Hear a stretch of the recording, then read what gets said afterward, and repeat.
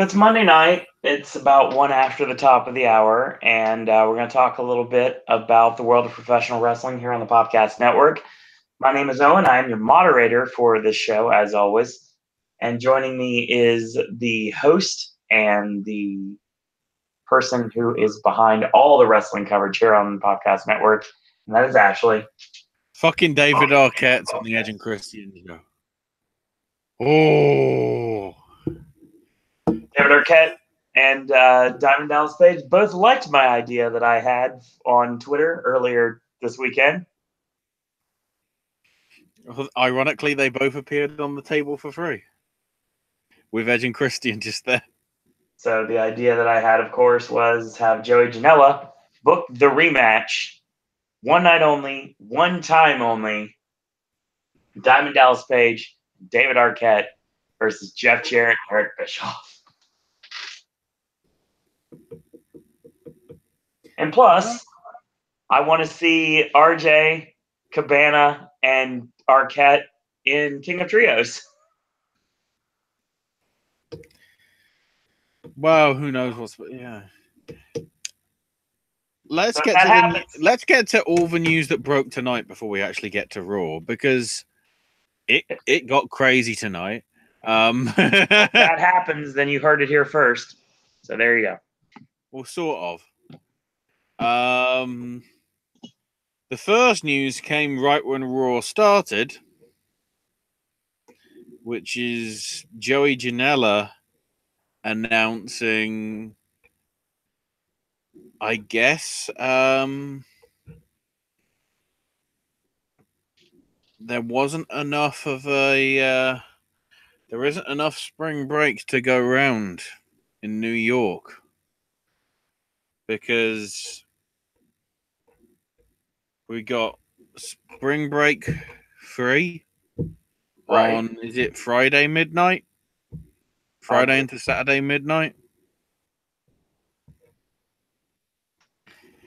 And now, just announced, Spring Break 3 Part 2.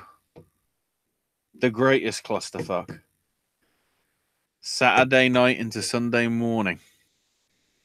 Oh, wow. So, yeah, Spring Break weekend is going to be 2 shows in one weekend, not just one. God. With 2 completely different cards and completely different talent.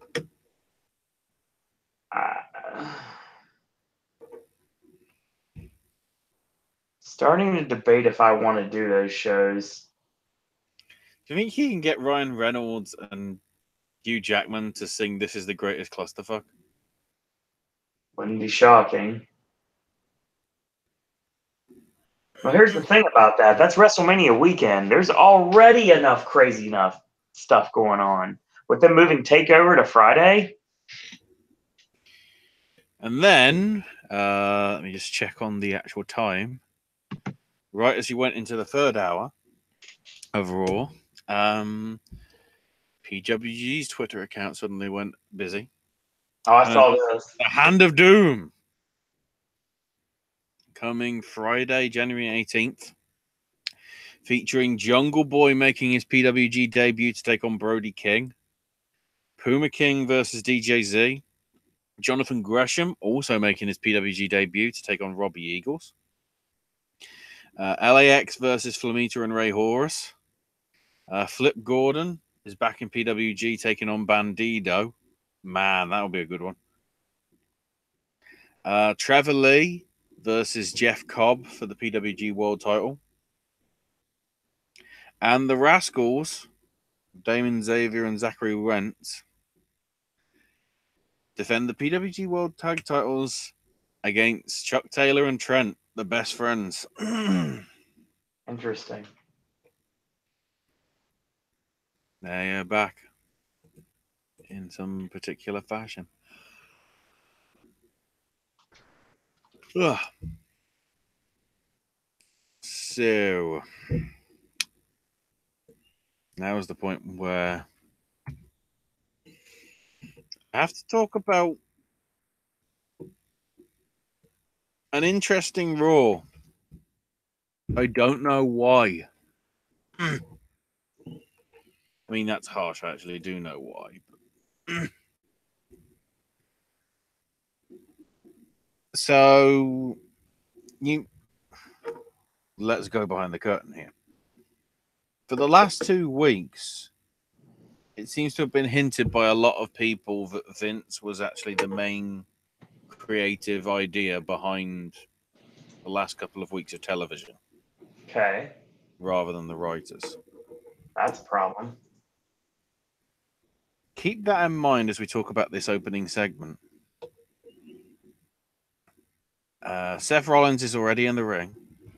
His theme music's already playing, but then just randomly, burn it down! Burn it down! It keeps playing like as if it's on button command with the bloke. And if you've seen the video where the bloke is literally doing the flashing lights in time to Brock's music, you can tell there's somebody with a button that's just pressing burn it down to just ring out. Just like willy-nilly for some reason. Apparently, burn it down will be his rallying cry against Dean. But more importantly, that'll be the theme for tonight in San Diego. And I'm going, thank God we're not anywhere near anywhere that was actually heavily covered by the wildfires, because that sounds a bit awkward. Rollins isn't out here to call out Dean or play games. He's here to spit truth. And he wants Baron Corbin to come out and get a dose of reality. But here comes Bratface. And says, look, we should have had this conversation in private rather than in public. And Rollins just says, shut up. Since I've been tied up with Dean, I haven't told you what I thought of your leadership. Because, let's be honest, under your leadership, Raw has sucked. It sucked because of you. You come out every single week and make it about yourself. You know, what you're doing isn't okay and it isn't right. It's wrong.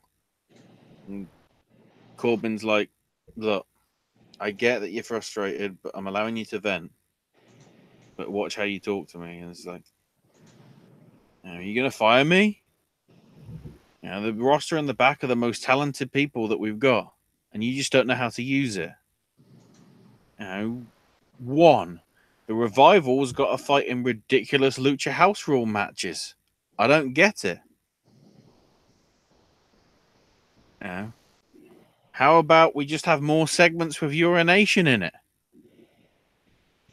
Every decision you've made has been to mask your insecurities. Was Braun mean to you and hurt your feelings, so you gave your title back to Brock, a guy that shows up only when he wants to? And, you know, the fact of the matter is Lesnar never wants to show up. He ain't there because he don't want to be there. The last time Lesnar had a match on Raw, when do you think that was, Owen? Last time, oh God, December? I'm going to say probably the beginning of the summer. The last time Lesnar had a match on Raw was 2002. Oh my God. Are you serious? Well, remember, he went to SmackDown. That's a fair point. God, that's insane. 16 years. And Brock's never wrestled a match on Raw. He's been in beatdown segments and other segments. Never matches. Wow. The whole Baron Corbin experiment's been an abject failure. Talent support, fan support, and the TV ratings are at an all-time low because of you. And Corbin says, well, I'm just filing it under I don't give a damn. Now, Raw's my show. If you don't like it, it's too bad, because I'll be in charge for a really long time. And if you think it's bad now, it's only going to get worse for you. And Seth's like, it can't get any worse. And Corbin goes, oh no. Dean will beat you on Sunday. And then I'll beat Strowman by forfeit. Which is a shame, because I always wanted to have a TLC match. And then I'll be announced as the new permanent GM on Raw. And then from that very next night on Raw until the day Rollins quits, he'll put him through hell.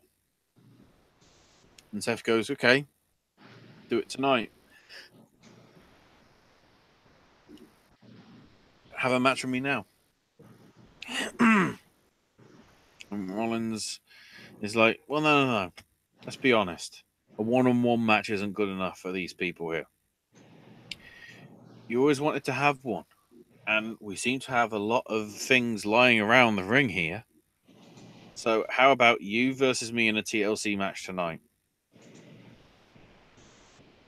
And Rollins is treating it as a tune-up, apparently. And Corbin goes, it'll cost you everything to be a hero. I've got no problem making an example of you, but I still say no. And then Rollins just goes, coward, coward, coward. And I'm tempted to go fickle, fickle, fickle. And so Corbin goes, okay, we're having a TLC match, but it's for your Intercontinental title. So, a really good opening promo, despite the fact that the black hole of Baron Corbin was involved. But keep in mind, Seth was ripping the shit out of Vince McMahon's booking on a show where Vince McMahon is in the gorilla position, being personally scolded by himself as to how shit he was over the past few weeks. Does that make any sense, Owen? Nope. Unless he's become understanding that he's out of touch, and he's just like, okay, fine, I'll just throw you a bone, and I'll just let them say to me through someone else, which is possible, but Vince has never been that way, though. Then we have a Raw Tag Team title match. Except it's a 3-on-2 handicap match. It's AOP and Drake Maverick defending against Bobby Roode and Chad Gable. And AOP have it sort of easily done.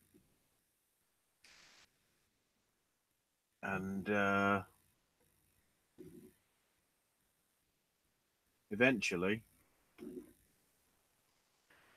it sort of goes the same as it did last week, in which AOP are sort of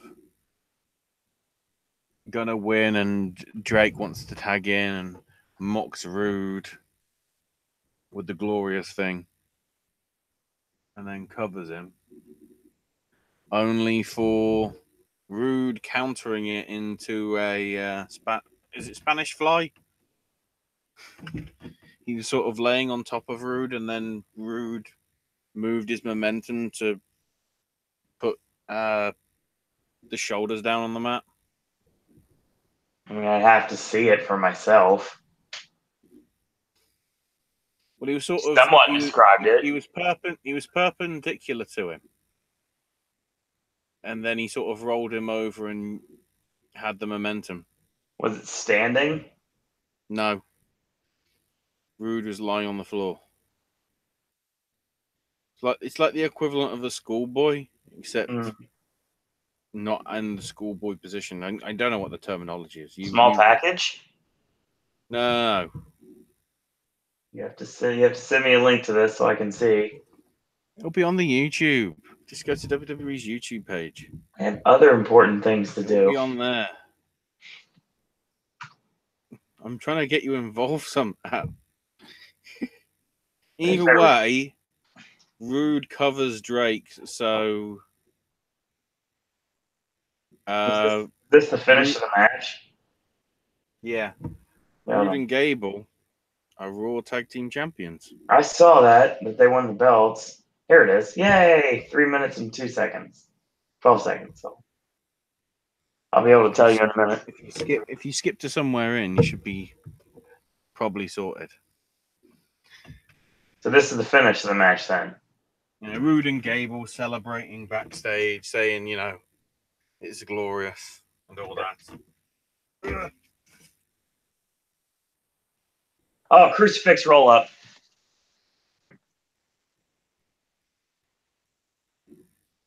That's what it was, actually. It was a crucifix roll up.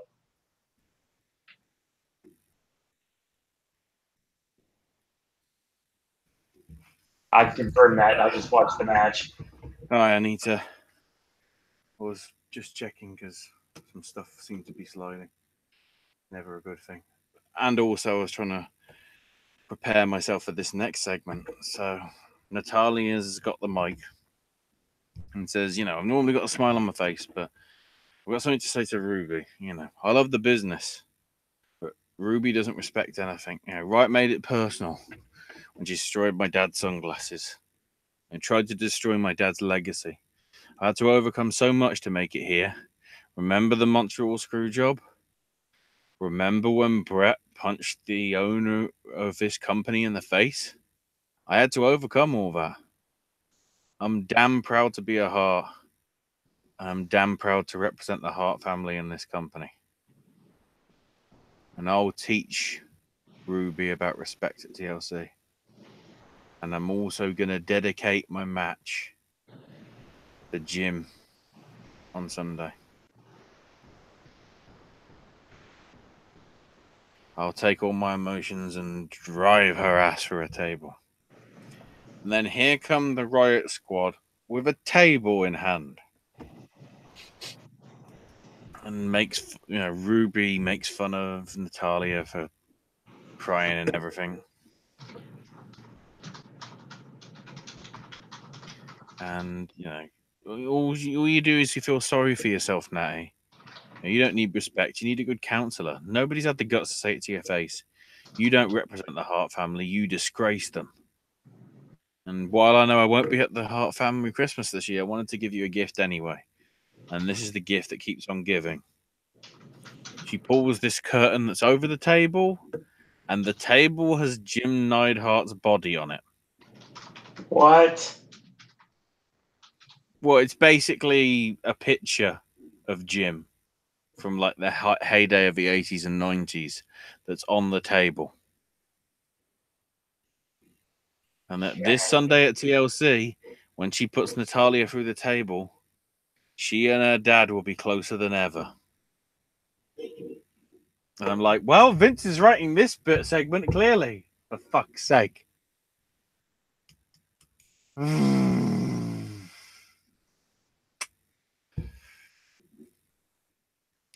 So then Drew McIntyre makes his way to the ring, talking about his match against Finn Balor at TLC.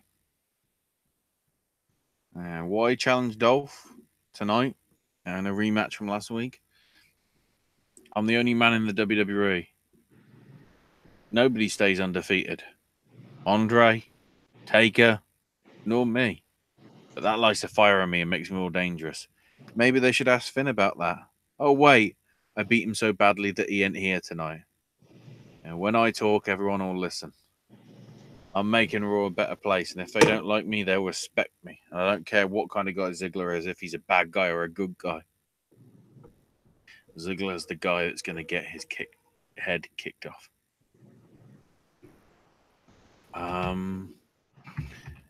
Which reminds me that I need to bring up that thing to update everybody on whatever the fuck this is.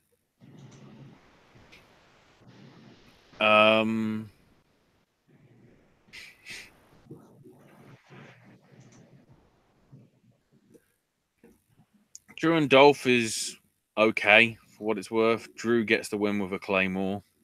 And then afterwards,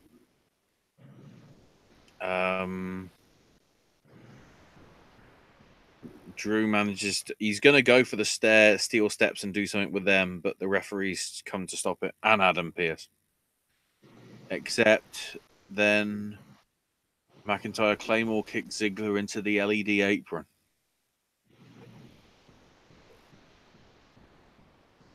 Because heat. Oh, boy. So now, in a preview for the Mixed Match Challenge, it's Bayley versus Alicia Fox. Oh, dear God, why? Oh, don't worry, it gets better. Because Apollo Crews comes out to help out the numbers disadvantage, what with the Sings and Jinder. You notice the name I said there? What? Finn Balor is injured and therefore cannot compete. So we have another fucking replacement. So we officially have the team of Hug Nation. So let's go through this. We have Ember Moon and Braun Strowman, except he got replaced. Mickey James and Bobby Lashley survived. Bailey and Balor died because of Apollo Crews. Alicia and Jinder survived. Natalia and Kevin or Bobby, so nope. Oscar of Asuka and The Miz survived. Devon Glow, Naomi and Jimmy Uso survived. Rusev Day survived. Fabulous Truth survived. And then, of course, Flair and AJ and Jeff, which didn't.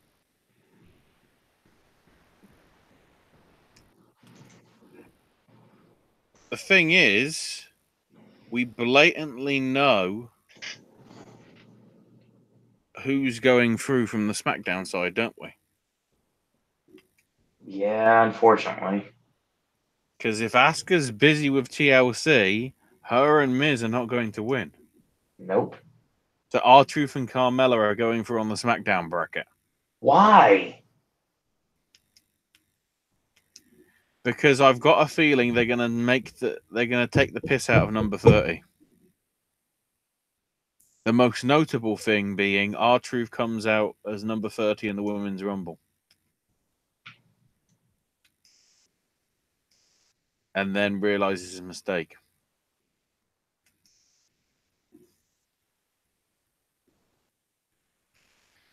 And then you could, I've heard it said in other places. I can't remember exactly where, but then if R-Truth comes out as number 30, maybe he gets attacked by Bray Wyatt or somebody like that, or some mystery person, and R-Truth doesn't get his number 30. Maybe. On the Raw side, I mean, if you've got R-Truth and Carmella, you sort of need to have heels go against them. And considering that Bailey beat Alicia tonight with the Bailey to belly, I'm guessing that means probably Jinder and Alicia. Holy crap, that's a horrible finale.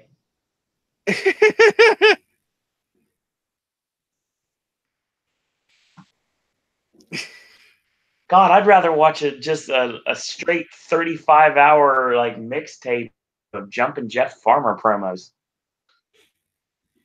At least they're you can watch Kevin Hart's predicted Oscar ceremony was going to be. We willed it into existence, Ashley. I am the king of willing things into existence, if you haven't noticed by now. I make things happen. So then Charlie introduces the lunatic fringe Dean Ambrose. Oh, With Dean rightfully saying, "Don't call me that ever again." But yep. See Bang Ambrose again. You want to hear about the architect? That nickname was made by Seth to keep the focus on him. He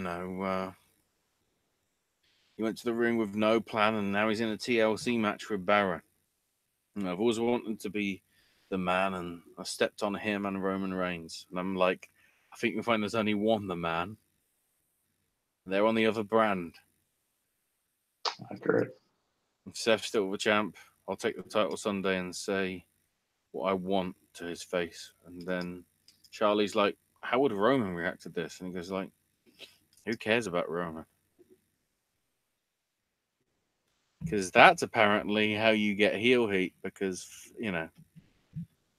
it's literally, it's not even Ryan Reynolds' fuck cancer. It's just like,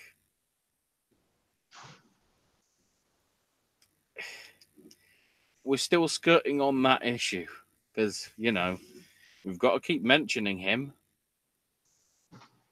Not that I want Roman to die, but if he does, how distasteful is all this shit going to be in hindsight?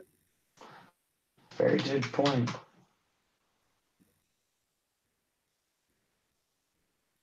And then when showing the video package of all that's come up to this, he just sort of shrugs and walks off. So then we get Elias saying that Lashley did a radio interview and said he'd take every sports team in the town and move it to a cool city like LA. That's what Bobby said, not me. For up to me, if it was up to San Diego, a loser like Lashley wouldn't perform. I'd rather perform in the Gaslamp district instead of front of LA trash. So I can't wait when they go back to the Staples Center and Elias gets booed because of this comment, even though he might be face. Just awkward. He considers himself to be a good guy. Hitting children with his guitar wasn't at the top of the list, but last week was an exception. And then they show a picture of him hitting Leo with guitar. Apparently, they couldn't show the footage, even though it was on Raw. Elias is facing Leo Rush tonight. He decided to write a song. Although it is worth noting with this song, one of the guitar strings isn't tuned. So it sounds like a duff note. It's just like, oh. When he was a heel, he had a rant at roadies. I wished he was heel for this big. It's just like, but the lyrics are something like, I've been in the air so long, waiting for someone to come along to bring him back down to earth. The life ain't like no other. Can you hear me, brother? Actually, I can't stop thinking about how bad Bobby Lashley sucks. It's just like, it just loses at the end, but there you go. So this match is officiated by Heath Slater. And Elias is about to get the win, and Lashley comes in and beats the shit out of him.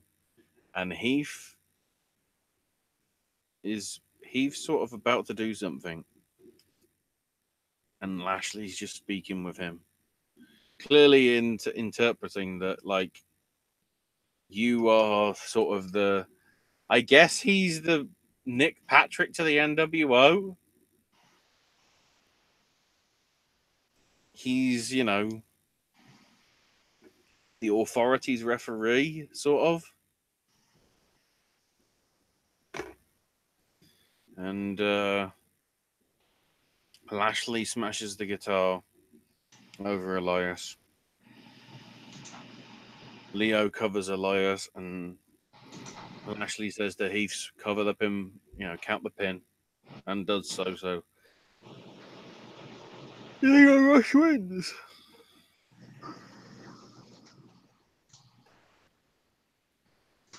Heath Slater's backstage, and looks upset, and Baron says, "Look, you did a good job." And Slater's just like, "I want to go home," and Corbin goes, "No, you're going nowhere. You're refereeing another match tonight." And immediately in my head, I'm going, so he's refereeing the main event, except it's a TLC match, which normally doesn't have a referee.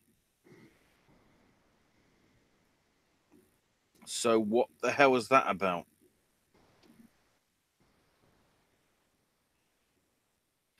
So then we have the Ronda and Nia thing.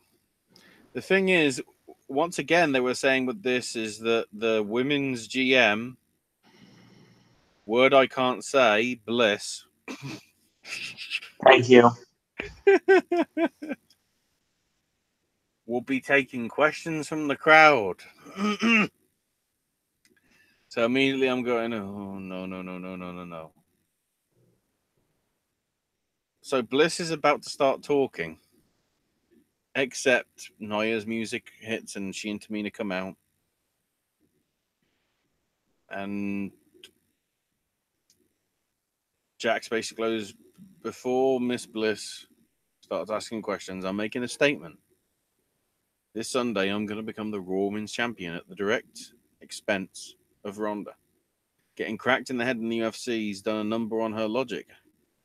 And if she had any brains, Ronda would lay the title at her feet to avoid the humiliation at TLC. I know that Ronda comes from a world where you trash talk to hyper match. I don't talk trash. I'm a 6'4". I'm a 6 foot tall Samoan.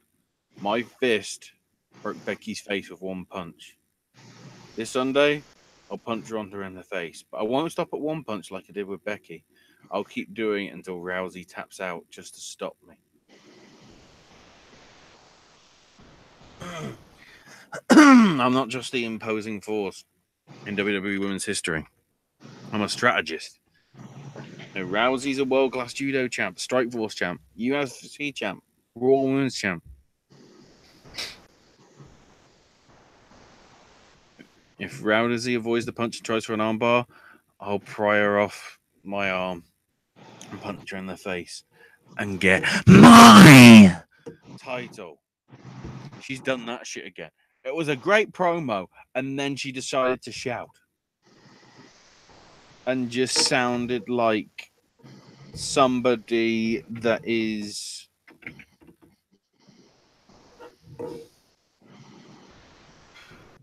no offense to anybody, but she sounded mentally retarded.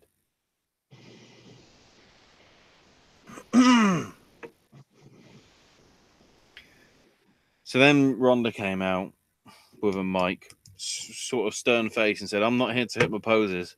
I didn't say my lines. I'm here to fight."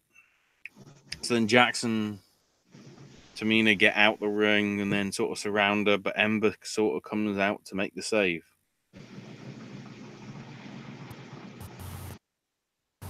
As soon as you had the fact that it's going to be Tamina versus Ember Moon, I was like, oh no. Oh no. Oh no. Oh no, no, no, no. Although the positive thing to note from that, this means Bliss is grey. Yeah, it does. She never got the chance to make any heel statements, and she never got a chance to make any face statements. Leaving it up in the air as to whose side she is on.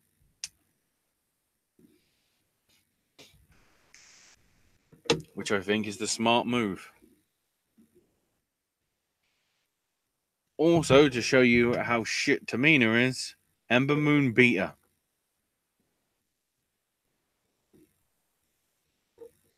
I seriously do not know why Tamina is employed by this company.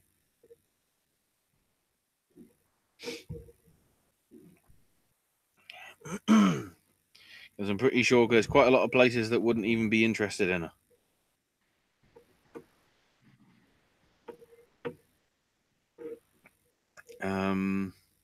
So yeah, some interesting stat here. I think it's going to be the first time since CM Punk and Ryback in 2012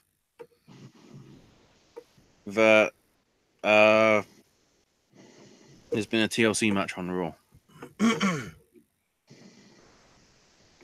Then we got Charlie backstage with Baron Corbin again and asks if the TLC match is abuse of power and says, like, are you trying to get shipped up to SmackDown?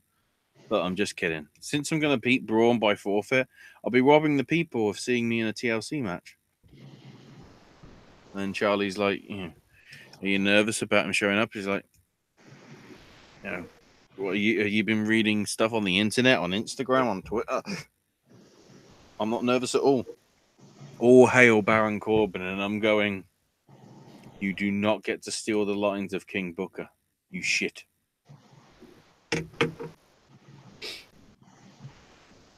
Seth Rollins and Baron Corbin is a pretty good match.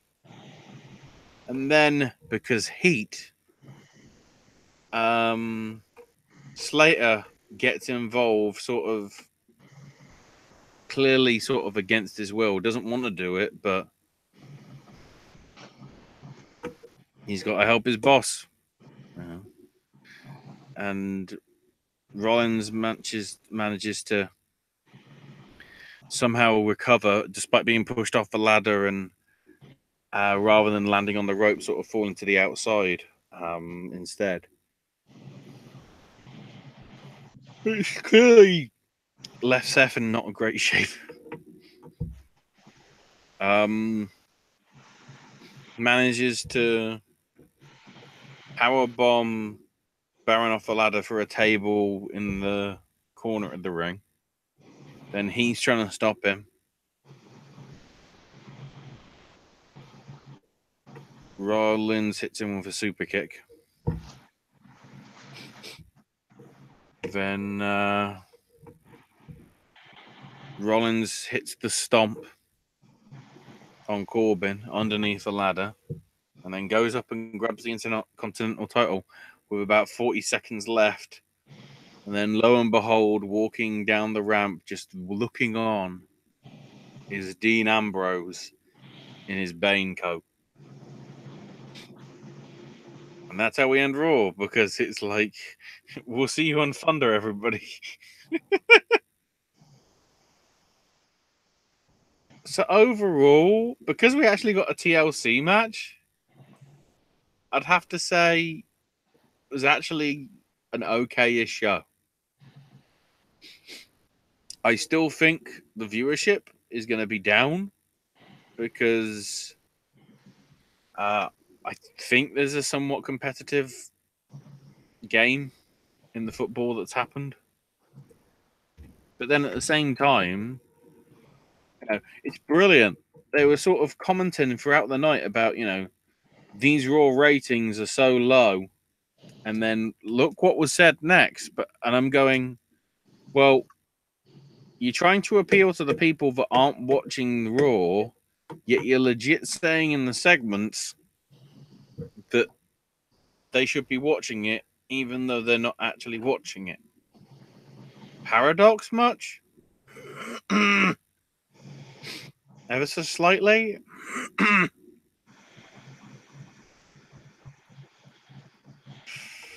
So now we get to CL.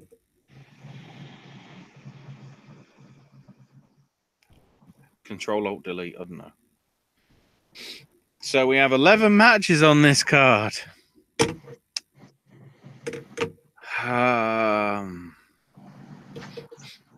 So we got the mixed match challenge thing. We've got Buddy Murphy versus Cedric Alexander in a rematch for the Cruiserweight title. We've got Natalya versus Ruby Riott in a tables match. We got the triple threat tag for the SmackDown titles with Bar, New Day, and Usos.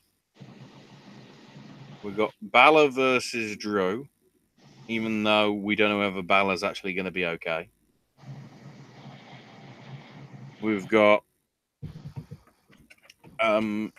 Elias versus Bobby Lashley, which is a ladder match because there is going to be a guitar suspended above the ring. And whoever gets it first is legally allowed to use it. I prefer the Judy Bagwell on a pole match or whatever. Becky Lynch, Charlotte, and Asuka in the triple threat TLC match for the SmackDown Women's title. Ryan versus AJ in just a standard match for the WWE title. What makes me think Daniel Bryan is going to beat him via DQ with a low blow?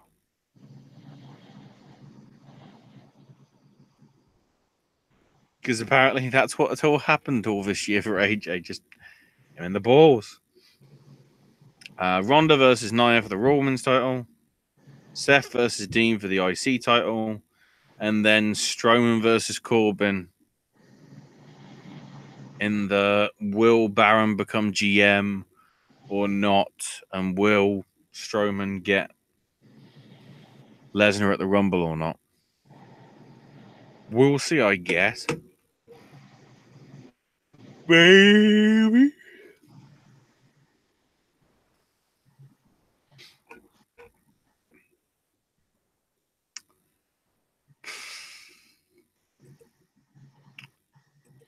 So where do we go from here? Anything in particular you want to talk about, Owen? Not particularly.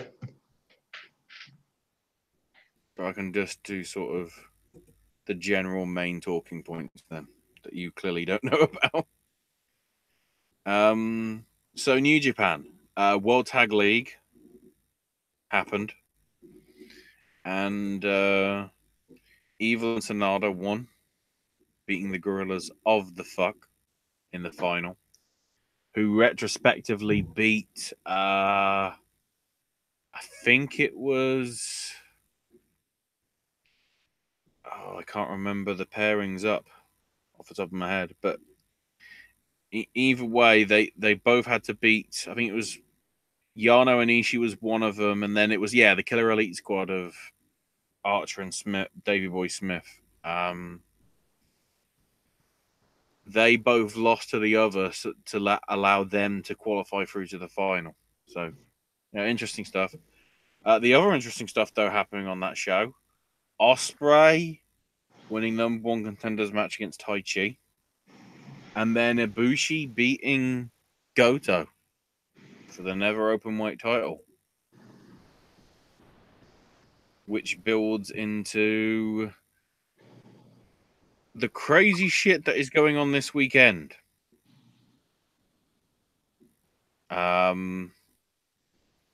Basically, it's going to be 2 Korakuen Hall shows this Friday and Saturday, which will be the last shows for New Japan until January 4th. Well, January 3rd through 5th, I guess you could call it, couldn't we? Because you've got the pre-show on the 3rd, Wrestle Kingdom on the 4th, and New Year's Dash on the 5th. So,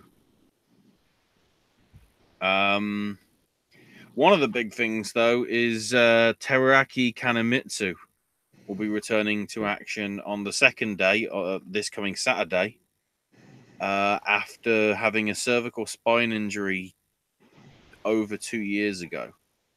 He'll be teaming up with Ren Narita to take on Ayato Yoshida and Shota Umino. So basically, that's one of the young boys that had potential that got injured, coming back in as a young boy. But yeah, he won't be part of the first night's card, but he will be part of the second.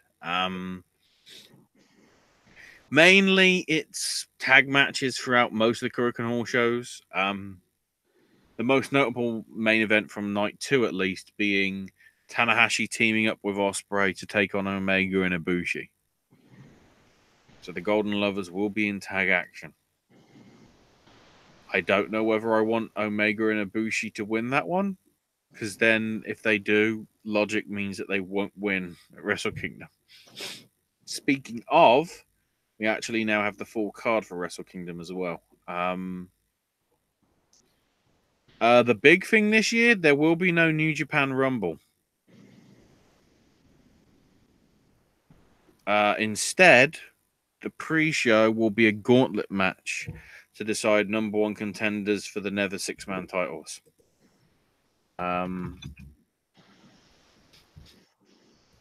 Which I'm trying to remember who the fuck has those belts. Let's have a quick look at the list because it's changed hands so many bloody times. Okay, so it's the Gorillas and Taiji Ishimori who got it back at the G1 finals. I vaguely remember now. God, they've had those belts for 117 days. Apparently, they did defend it once. I don't know when. There you go. So there'll be a gauntlet match featuring God knows how many combinations of people that aren't already in matches. So probably Juice Robinson more than like. No, Juice is facing Cody. I forgot about that. I guess David Finlay then. And various other combinations. The rest of the card, though, Ibushi and Ospreay for the Never title. Ishii versus Zack Sabre Jr. for the Rev Pro British Heavyweight title. The triple threat for the junior tag titles. The triple threat for the senior tag titles, because after Evil and Sonata beat the Gorillas, the Young Bucks came out and said, we weren't in the tournament. We should be the ones getting the shots first because we got our rematch. So unsurprisingly, it's become triple threat. Cody versus Juice for the IWGP US title. Be interesting to see what happens there. Kushida versus Taiji Ishimori for the IWGP Junior title. Okada versus Jay White for no title at all. Jericho versus Naito for the IC title, and then obviously Omega versus Tanahashi for the IWGP title. So Okada and Jay White is the only match on that card that doesn't have any title connotations attached to it. That's how many belts are in that bloody company. They can have, if I can count, 10 matches, 9 of which are either title matches or determining number one contenders for title matches. You fuck. And then the news that came through today, New Japan's coming back to America, Owen. New beginning in USA. But there is some interesting venues for this. So the first show is going to be January 30th. Oh, look. That's in or around the time that the Royal Rumble is happening. In fact, it's the weekend before that. So yeah, they're going to be doing a January 30th show, which is, I've just checked, a Wednesday, at the Globe Theatre in Los Angeles. New Japan is going into PWG country, or at least as it is now, with the venue and everything. And then, interestingly, on Friday, their other show is going to be at the Grady Cole Center in Charlotte, North Carolina. They are going to some different venues this time. Young Lions that are training at the dojo in LA with Shibata will be a featured part of both shows. It will be running at the same time as the New Beginning shows in Japan, and wrestlers who aren't part of the USA tour will be part of the Japanese shows. So I don't know what combination there is going to be with that. We'll have to see. Some rather concerning news coming through today. Apparently, Dakota Kai's had her MRI scan. She might have done her ACL in, which means that she could be out for anywhere like up to a year. Fucking annoying. But there you go. Did you see the shit that went down with Tommy and Co. this weekend, Owen? Yeah, I can see that being an issue. Big Cass having a seizure. That was like really concerning.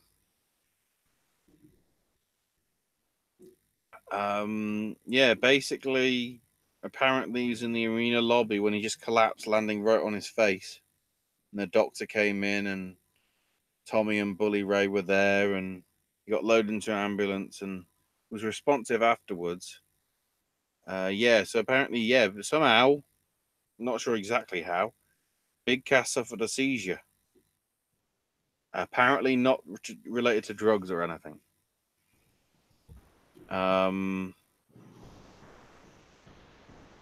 So they're hoping that it'll be part of a show somewhere down the line. Yeah, that was, I don't know, sort of scary. It's also been made official that Maxwell Jacob Freeman has been vacated of the MLW middleweight title.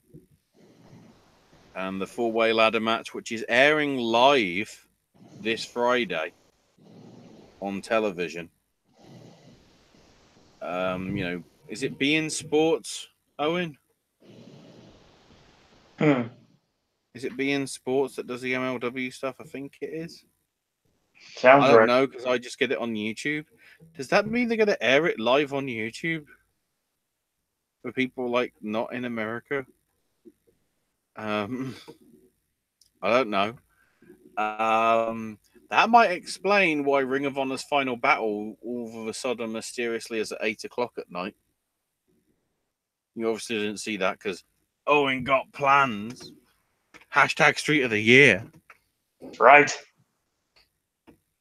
Hopefully you can stay awake for this one because you'll know a lot more about this considering you are a fan of his son. The passing of Larry the Axe Hennig at the Yeah, age of I knew about 82 Larry. this weekend. Yeah, I did see that. Because obviously most of the stuff he did was sort of AWA, which obviously ain't my stuff. Mm-hmm. He did some stuff here and there, like I think in NWA. So I know he had a sort of very short spell, sort of doing stuff in WWF, sort of facing sort of Bruno and whatever, Mm-hmm. in a losing effort, sort of all the time and whatever. I guess that does explain though why Curtis hasn't been on television in the last week or so. Totally. And then I guess the other thing that we need to talk about, because I'm pretty sure, yeah, because it happened, I think Thursday. Dynamite Kid passing away at the age of 60, apparently on his birthday. He's up there with Shakespeare and Charlie Chaplin. Is it fair to say he was a guy ahead of his time? Oh my God, yes. I mean, you know, I mean, the guy that revolutionized pro wrestling, arguably. yeah, I mean, come on, the battles with Tiger Mask. I was trying. It's brilliant. Bloody Cassius Ohno tweeted a playlist of all the matches. Half of them didn't exist because they've been pulled due to copyright or whatever. So it's just like not a great list you could have tweeted there, Cassius. In all honesty,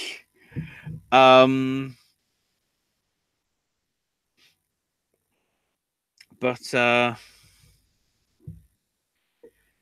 yeah, I mean, it's a shame what happened to him. You know, I did God. actually. I saw one of the last matches that he had when he probably shouldn't have come back wrestling in sort of the mid-90s Yeah. when he didn't look in sort of great shape. There's also one that I because I just searched Dynamite Kid match. There's one which I don't know what the fuck it was, and I'm not sure whether it actually happened because the crowd seemed to have been chanting Dynamite. Maybe I may not have heard it properly. But the one that I saw, it said, "Oh, here's Dynamite Kid," and then just randomly stuck on the end is ECW fan cam footage of a Rob Van Dam match. Oh, that's interesting. I don't know whether I don't think RVD ever faced Dynamite Kid, even in the UK. I highly doubt. Dirt Bike Kid, yes. Two completely different things. Wow. Somebody got me fucking frauded. God, it's horrible. But yeah, I mean, some of the stuff, you know, in his latter years, like the shoot interview thing, Oh my God. which formed a part of the documentary Oh my, that was that he did. insane. And then last year, which I caught by chance, there was a documentary in Japan that was covering the 25th anniversary of Kid and Tiger Mask. Yep. Showcasing off Tiger Mask and then showing a barely able to talk, barely sort of able to properly move Dynamite. Just it sort of felt he was sort of with like locked in sort of syndrome, which just was, you know, Those interviews, those shoot interviews, he just looked like for the longest time, he just looked like he'd just given up. Well, to be honest, the drink and the drugs really didn't help that mentality, Right. I'd say. And he's like, he always came off as super bitter too. Yeah.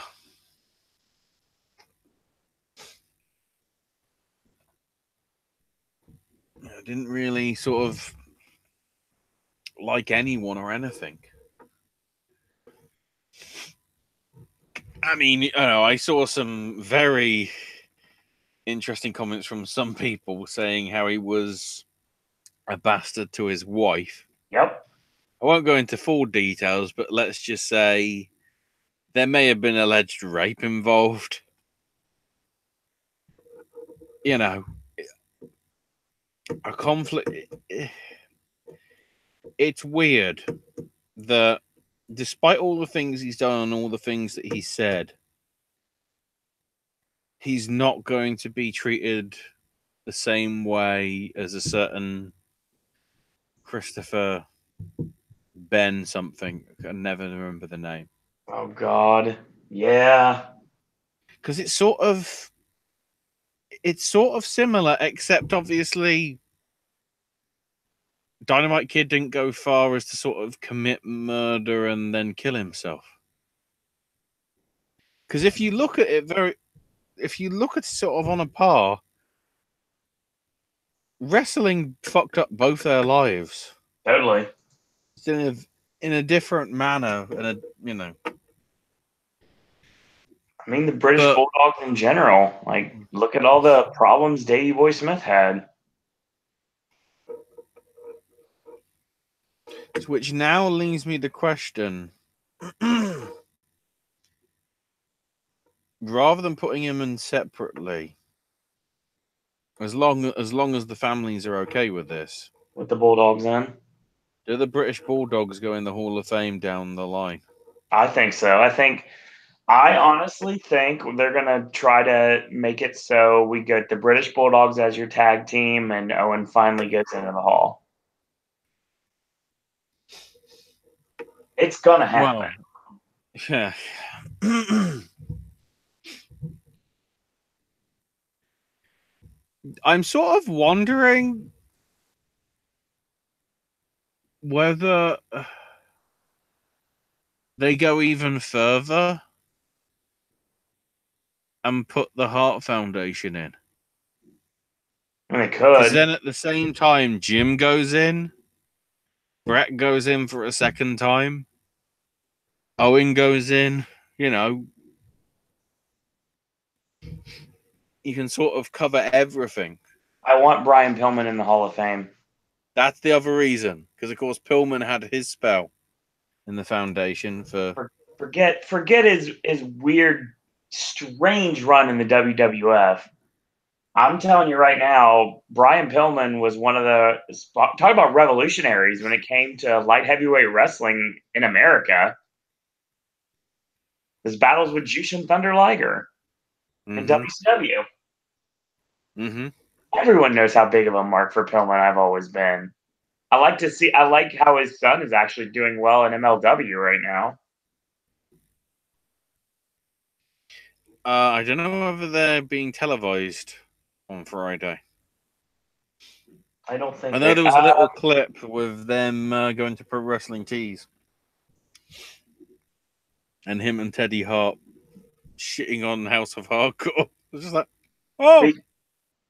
Speaking of Pro Wrestling Tees, new Elite merchandise will be coming out soon. Very interesting. The other little tidbit. Mark Henry said in an interview, Alexa Bliss is 100% cleared to go. Sources. Yeah, I was going to say it just once. I know. Once for sure. You're safe. You're very, very safe. The really interesting thing with that though is she hasn't. Nope. She can do light bumps and get in the ring. to do sort of segments, but she is nowhere near cleared to wrestle yet. It's a different sort of. It must be a different sort of way to how it is with Becky, because I've got a feeling the rumor is, of course, it's multiple concussions that's affected AB.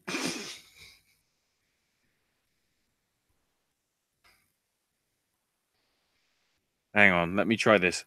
Lexi Kaufman. Here we go. Hey, it's what she uses on Twitter. Exactly. Like Rebecca Quinn. I'm sure it's what her annual pass to Universal says too. The new trend is just put your real name. So we'll see. Oh, and even though we already knew, now we know properly that Seattle, LA, Dallas, Houston, St. Louis, Tampa Bay, DC, Washington, DC, and New York are the 8 host cities for the XFL. I still don't know how we didn't get one. The really interesting thing is, the New York team is actually going to be playing at the MetLife Stadium. Huh.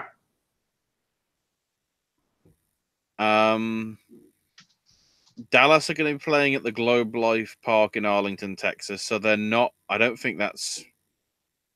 Is that? I don't know NFL stadiums.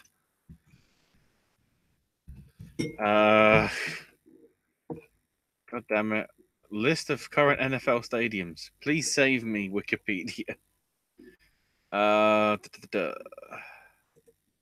Let's sort it by that. So we have, if I can find it. So New York is MetLife. So yeah, so the Giants and the Jets and the XFL are going to be in the same venue. Then again, I guess it isn't, because I think XFL is going to be starting the week after. Yeah, the league's revival will be beginning of the weekend of February 8th and 9th. So it will be the week after the Super Bowl. So I guess the venue will be free. Dallas play at the AT&T Stadium, so they're not playing at the Cowboys. Houston are playing at the TDECU Stadium, which I'm guessing is probably the Texas College one. It certainly isn't the NRG Stadium that they have. Los Angeles will be playing at the StubHub Center. Don't think there's a... Oh, no. The Chargers play there. So there's another cross-promotional venue. St. Louis is at the Dome America Center. I don't know whether that's where the Rams used to play. Seattle will be at CenturyLink Field, which is where the Seahawks play. Tampa Bay will be at the Raymond James Stadium, which is where the Buccaneers play. And Washington, D.C. Will be at the Audi Field, which isn't the FedEx Field. So they are playing, I think that is the one of the college teams' stadium. So there's a few. There's a few crossover ones, and then there's a few that aren't. The thing is, though, that obviously means, that means New York, Tampa Bay, and Seattle are going to be in, like 60, 70,000 seat stadia, aren't they? I think they're all around that area.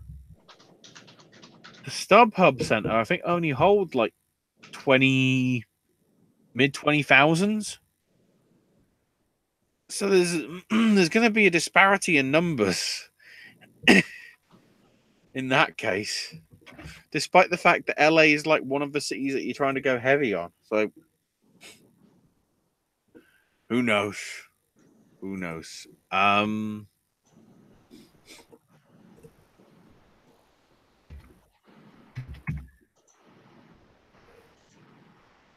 UFC news. Greg Hardy's got signed up, and apparently will be making his debut on the first ESPN Plus show that's coming in mid-January.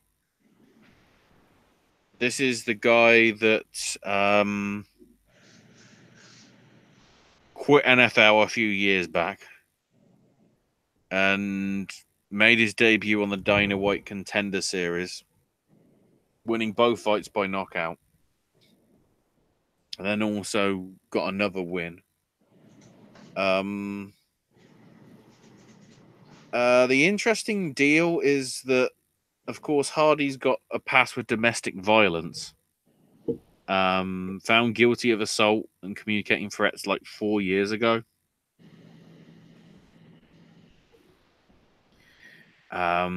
Basically, he was sentenced to 18 months probation, but appealed and requested a jury trial. The victim then failed to appear in court to testify, so the prosecution had to drop the case.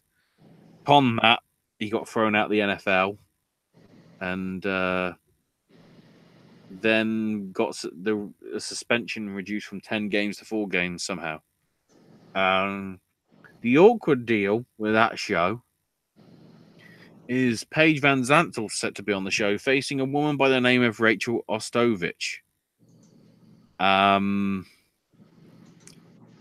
With Rachel, the complicated issue is she's recovering from domestic violence injuries herself that was suffered at the hands of her husband, who's an MMA fighter who was arrested on second-degree assault and is awaiting trial, claiming self-defense.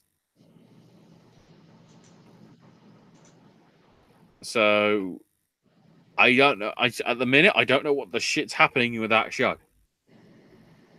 All I know is it looks fucking awkward. Especially because, as it stands, Paige Van Zandt and Rachel Ostovich is the co-main. Admittedly, the Greg Hardy thing hasn't been confirmed yet. I think. Oh no, it does say announced belt. So I don't know. I'm not entirely comfortable with that. And what a great debut for ESPN. A victim of domestic violence on the same card as a guy that was convicted for domestic violence, but then got acquitted due to, would it be fair to say, scare tactics, Owen? Perhaps.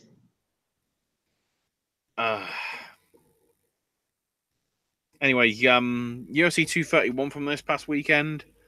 Pretty good. Valentina Shevchenko beating Joanna Jędrzejczyk unanimously 49-46 across all three judges to win the flyweight title, so which makes you wonder if Joanna should have stepped up. And then via a doctor's stoppage, Max Holloway retained the featherweight title against Brian Ortega as well. Holloway and Ortega's match got fight of the night. Max then also got an additional 50,000 bonus on top of the fight of the night, one for performance of the night. Because basically Ortega, at the end of that fourth round, was bleeding more than a stuffed pig that had stuffed a pig, which had also stuffed a pig. It was like that bad. Also, the $50,000 bonus went to Thiago Santos, beating Jimmy Manuel with a early second round knockout via a punch. Gunnar Nelson also won on the card with a submission, beating Alex Oliveira. Jessica I won via split decision on the Fox Sports 1 prelims. And Nina Ansaroff also beating Claudia Gadela by unanimous decision. The other thing that also happened this weekend, although I never caught it because I'm in the wrong country, The last ever HBO boxing event happened this past weekend. Ah. After like 40 plus years, it is now dead. Why? HBO aren't interested in doing boxing anymore. That's crazy. That's like honestly, that's an end of an era right there. And, you know, the thing that's actually trended from it is Jim Lampley, you know, the face of it for years, tearing up and everything and like being emotional as all fuck. Which, you know, ain't that fair. The sad thing is, the actual show was pretty shit.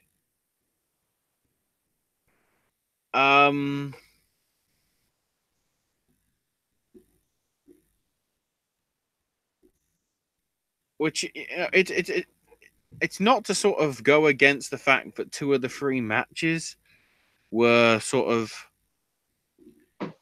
female, because you'd have thought then you'd really want to be championing it. We're giving women the chance to shine on the last show, and they sort of didn't.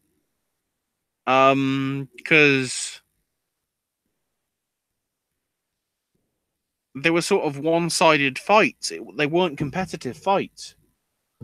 They were sort of like squash matches, sort of the equivalent. Oh, God. You know, Cecilia Breckhouse in the main event, probably the best female fighter at the minute, pound for pound at the minute. You know, she was going to thrash her opponent. Clarissa Shields in her win over Femke Hermans is 2-time Olympic gold medalist and 2 Division Pro world champion. And then Juan Francisco Estrada is a very good super flyweight. And, you know, that it wasn't a very entertaining card, which you'd have thought for the last show they'd have wanted to do. But they sort of didn't. And then, you know, let's be honest, the reason why this is because of Dazin.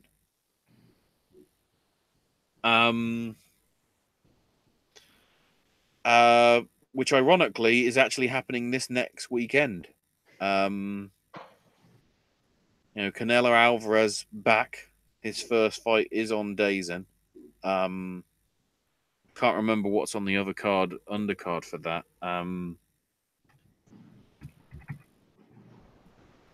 See if I can find it. Because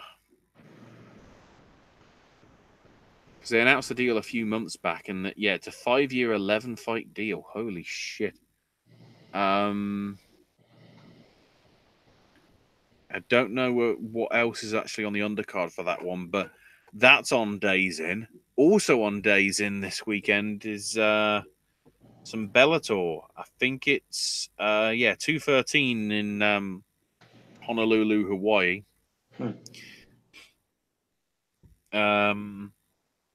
One of the Gracies is actually on the card. Naaman Gracie facing Ed Roos in a quarterfinal for the welterweight title, or you know, contender. King Mo is in action against Liam McGeary, and then Lerta Machida faces Rafael Carvalho. Also on the undercard, and then the main event for the women's flyweight title, Valerie Letourneau tries to take down the defending champion Elima Leigh McFarlane.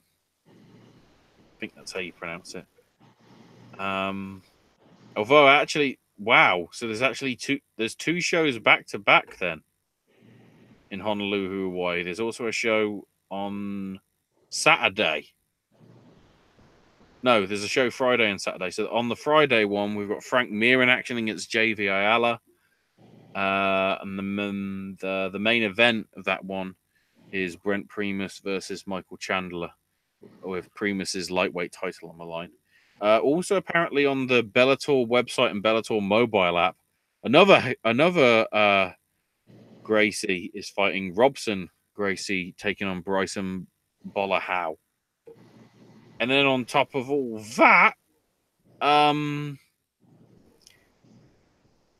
UFC's happening this week. The last UFC on a Fox channel, possibly ever. Pretty decent main event with Kevin Lee versus Alia Katrina. We've also got Edson Barboza versus Dan Hooker, Rob Font and Sergio Pettis, and Jim Miller and Charles Oliveira on the main card. No big names I can see sort of really jumping out at me for the prelims, but yeah, there will be some history made with that. And again, not to say anything bad about the lightweights, but the shows that were broadcast on Fox for anybody to see were always sort of big ones. And not to say that Kevin Lee and Al Alcatana won't be a good fight, but it sort of doesn't jump out as sort of one of the big ones that they've had. The last one that they had back in July, at the end of July, had Jose Aldo on the card, Joanna Jędrzejczyk, and Dustin Poirier and Eddie Alvarez in the main event. So it sort of goes from that to, Lee and Al Alcatana should be all right, but the rest of it, Sergio Pettis is in there, but I don't know. It feels like that's going sort of out on a whimper as well. Admittedly, there is still one UFC event to go under the sort of Fox regime, because the prelims to the pay-per-view at the end of December will obviously be on Fox Sports 1. But yeah, it was just, I don't know. Crazy, crazy stuff. I think that's all the UFC stuff that's happening this weekend. So in terms of stuff that's happened this past weekend in terms of wrestling, Pro Wrestling Eve had their Survivor series.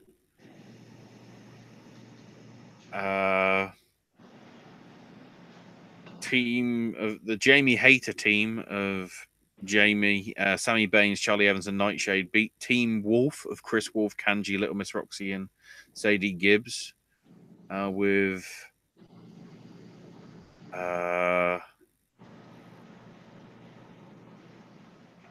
Charlie Evans, the only one being eliminated from the winning team, with Jamie Hayter, Sammy Baines, and Nightshade becoming the, I guess, not sole survivors over the other team. The big one that happened next, though, Shotzi Blackheart beat Ginny in a loser leaves Pro Wrestling Eve match. So I think that tells me Ginny signed a WWE contract, which then leaves it even more awkward as to what the shit they do in Progress. But we'll see. Jordan Grace beat Tony Storm. I wonder why that happened. Nina Samuels beat Charlie Morgan. That's interesting because I'm pretty sure Nina Samuels is in some shape or form involved with WWE UK. So clearly something's going on there. And then in another Survivor Series match, Team Moth of Session Moth, Erin Angel, the Angel Moth, Jetta, the Princess Moth, and Laura Di Matteo, the Vegan Moth, beat Team Loxton of Sierra Loxton, Kellyanne, Lana Austin, and Mercedes Blaze. Blaze and Austin both got disqualified. Kellyanne got eliminated. And then Loxton got eliminated. So the entire Moth team won. It was a clean sweep, if you will. They're going to be back Pro Wrestling Eve. I think it's like January or February time. And obviously they'd be getting hyped for the what they call it, Wrestle Queendom in June.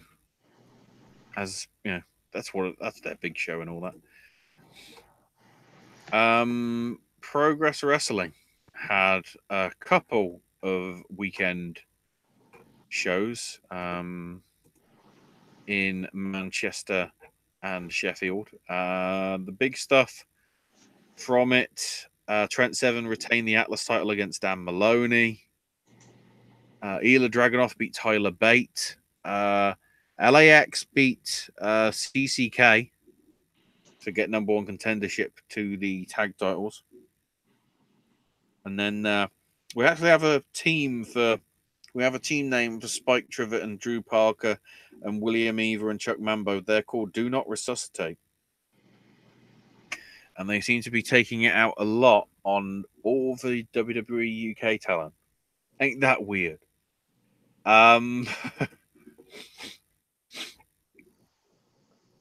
Chris Ridgway beat Paul Robinson on the second night in a chain match. I think he beat him as well on the first night in a non-chain match.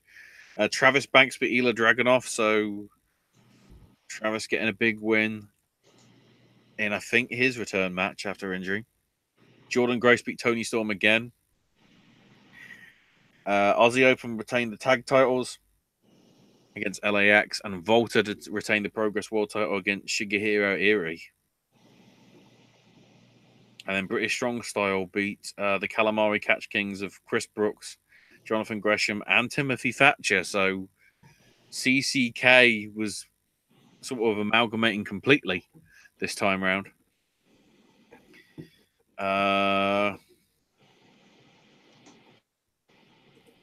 CZW's Cage of Death, which was last night. Quite a few things happened. Jordan Oliver beat Casey Navarro to retain the Wired title. The Rep beat Blackout to win the titles back in the tables match. Anthony Green beat David Starr, so David did go out on his back as he heads off to the UK. Layla Hirsch with DJ Hyde beat Mercedes Martinez. Joe Gacy beat Alec Reynolds. John Silver beat Rich Swann and Shane Strickland in what I heard was a very good triple threat. Freeway. The Office, Brandon Clerk, Connor Claxton, Casey Catal, and Kit Osborne beat Dan O'Hare, Jimmy Lloyd, Maria Manick, and Mitch Vallon in the 8-man hardcore. Anita and Tremont beat DJ Hyde and Masada. I'm not surprised. And then the big one, Mance Warner beat Ricky Shane Page to become the new CZW World Champion. Swerve. I know he wrestled early on the card, but that's an actual swerve. In terms of other stuff, PCW over in the California had their, I think, their last show of the year. The big stuff from that, Shane Strickland beat Penta to win the PCW Ultra Heavyweight title after nearly, I think, over a year, actually. Yeah, just looking here, 372 days. So over a year for Penta's grip of the title. Can't even remember. Reign, the length of reign. That's the word I was looking for. War Beast of Joseph and Fatu beat the Border Patrol of JR Kratos and Colt Stevens to retain the tag titles. And Tessa Blanchard beat Delilah Doom to retain the PCW Women's title as well. The House of Hardcore stuff, obviously, excluding all the stuff with Monsieur Cass and all that. Fowler Bar beat Ethan Page. Britt Baker beat Angelina Love. Gangrel beat Alex Reynolds. That happened. Ace Austin beat Clayton Gaines and Dave Christ. David Arquette and RJ City successfully teamed up to beat Robert Strauss and Tyrus. That is Robbie E, by the way. In case you don't know. Apparently he's not allowed to use that name. Nick Aldis beat Brian Cage after Aldis caught Cage with a low blow and a roll-up, I guess, behind the ref's back. The Briscoes beat Rich Swann and Teddy Hart. The reason why the Briscoes were there was because of PCO not being able to make the booking. So as a make good, the Briscoes showed up. The Briscoes and Teddy Hart, I think, would be a bit fucking interesting, wouldn't you say, Owen? I would say so. And then the Twitch TV title match. Willie Mack retained against Shane Strickland. That was nice. And then the season finale of Shikara. Very interesting stuff. I just need to double check. Yeah, it is official. Shikara's finally touring again. Season 19, which was basically the Philly season, they are going to be touring once again. That's been announced. But I'll get to that because I think it's actually fucking hilarious. I shouldn't say that in relation to Shikara. Okay, freaking hilarious. Edit that in post, Owen. Yeah, that's funny. So JFC made Green Ant tap out to the Coronado Clutch. Then in the elimination match, it was ultimately Defarge and Crummels winning. Ultimately getting 2 points, I believe. I don't think they had a point beforehand. They may have, though, so they may be in with a shout. Blank beat Penelope Ford and then put her in a pose afterwards and had Still Life with Apricots and Pears take a photo of her. I don't know what that's about. Lucas Calhoun, Missile Assaultman, and Axel Ford beat Proteus Wheel in a Philadelphia street fight. Well, that seeing a street fight in Chicago, that's weird. Hallowicked beat Boomer Hatfield. The Creatures of the Deep beat the Colony and Cyberhawk 2000, who teamed up. Solo Darling made Travis Huckabee tap to Travis's own submission move, which is an interesting development. And then, by 2 falls to 1, Princess Kimberly and the Whisper became the new tag champs over the Closers. Basically, the deal here as to how it finished was very interesting. Kimberly German suplex Whisper onto Sloan Caprice, who apparently was on the mat, leading to Whisper to pinning Caprice, and therefore they become champions. So there's a lot of conflict. And then Dasha Hatfield retained the Grand Championship against the Fidian. And then afterwards, Mr. Touchdown came out saying that he's cleared to compete again as of this Monday. He can take his title belt back. And then Dasha Hatfield attacked him and took the belt with him. Dasha's gone heel. He's a bad guy now. I don't know how to feel. Other than it'll be interesting to see how it goes. So I haven't really seen Dasha as a heel character yet in this Shikara tenure.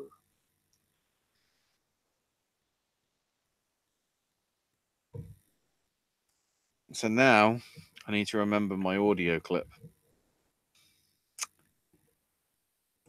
Because I don't know whether you'll appreciate this, because I don't know whether you'll get it.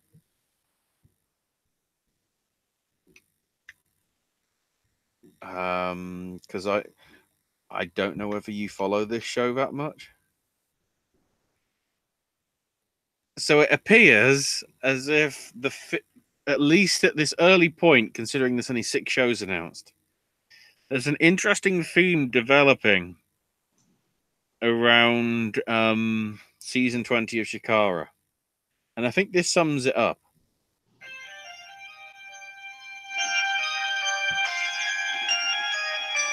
Yeah. For some reason, 3 of the episodes all revolve around the best TV show ever, Garth Marenghi's Dark Place. I didn't know Quack was a fan, in which case, I love you, Mike. Please come to the UK. It would make so much sense. so yeah. You got the National Pro Wrestling Day show in February, and then the Young Lions Cup stage 1 and 2 coming in March, and then Once Upon a Beginning, which is the first episode title of Dark Place, is going to be their WrestleMania Day show or WrestleMania weekend show. Then at the end of April, they're going to have Fright Night, which I believe was like a stage show that was done by Garth Marenghi and co. Then, interestingly, in a crossover into what may be just Channel 4 comedies, the poster for Infinite Gauntlet seems very much like it's trying to be a piss take of the Father Ted My Lovely Horse thing. Maybe. I don't know. I might need to double check my album covers. Speaking of, the Young Lions Cup is spoofing Fleetwood Mac's Rumors album. I don't know what's that about. And then the Anniversario show, which is going to be in Chicago, apparently, on my birthday, is going to be entitled Scotch Mist, which is one of the sort of infamous Garth Marenghi episodes. Because it's crazy and racist. But the whole thing... Do you know of Garth Marenghi's Dark Place? Of course not. God damn it. We do have comments in chat though. Oh wow, people are talking. Well, Bino Reviews asked what we talk about here. We talk about boxing or sports. We talk about pro wrestling, MMA. Boxing was only because it was topical at the time. Yeah. I mean, there is there's like some British boxing happening this weekend, but I don't know how that big is on an international scale. It'll be interesting to see whether this Canelo Alvarez thing actually gets viewers to days in. Then again, the fact that it's weird. Days in is literally putting MMA fighting on its service, competing against the Canelo Alvarez fight and its undercard. Mm. So I guess they're trying to cover both bases, but then at the same time, do you want them to watch one or the other? It's weird. And of course, as Days In is the home of Bellator as well, or at least the mostly home of Bellator, because Paramount Network just went. We will talk about boxing here and there. It won't be sort of on a week by week basis like it sometimes is with UFC and Bellator, but when enough key things of note show up, we address it. We're better than YouTube Rewind. We actually acknowledge that the KSI Logan Paul fight happened. Whee! Topical reference. What else we got in chat? That's it actually tonight. Everybody was I guess everybody was having other things to do tonight. Well, we are running up to Christmas. It's going to be interesting to what we do next week, because obviously by the time we do this show, if we are going live straight after Raw and or SmackDown, because they're actually taping Raw and SmackDown directly after Raw and SmackDown next week, because Christmas. Right. And then the next time we do the show, like in or around Christmas, maybe, they're going to be taping the New Year shows like the Wednesday and the Thursday before. So we're not getting live. We won't be having live Raw SmackDowns until January the 7th and 8th. I'm okay with that. So Owen gets to have Christmas off. And then January 4th is a clusterfuck. Oh, God. January 6th for TNA. It's going to be another crazy week of stuff. I guess in terms of the indie stuff coming this weekend, I didn't catch Defiant. I probably should have, because I promised that I'd check it out. I guess I didn't know, because Sunday I was busy watching Spider-Man Into the Spider-Verse and Die Hard for like the 4th time in the cinema. I take that back, the 3rd time. There you go.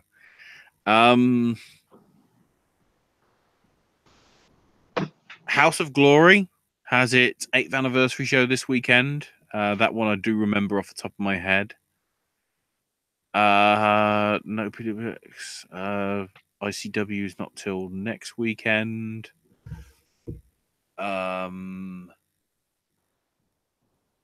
Ring of Honor has Final Battle, but I think we've gone through that card anyway, and I don't think anything else has been added to it. Let me quickly go to the thing and see if there's anything. That's the only show this weekend that I'm actually not happy we're not covering. What? Because you're wondering what's going to happen with Daniels? You know, there's a lot of things I'm wondering about what's going to happen with. Okay. We've already gone through the card, but let's try and sort of, I guess, analyze it, predict, whatever you want to call it. I'm good with that. So Daniels and Skull, I sense Daniels is winning. Yep. Because obviously the title shot's on the line, and he needs it to stay in the company. Realistically, that means he has to cash it in that night. He's cashing in on Cody and beating him for the title.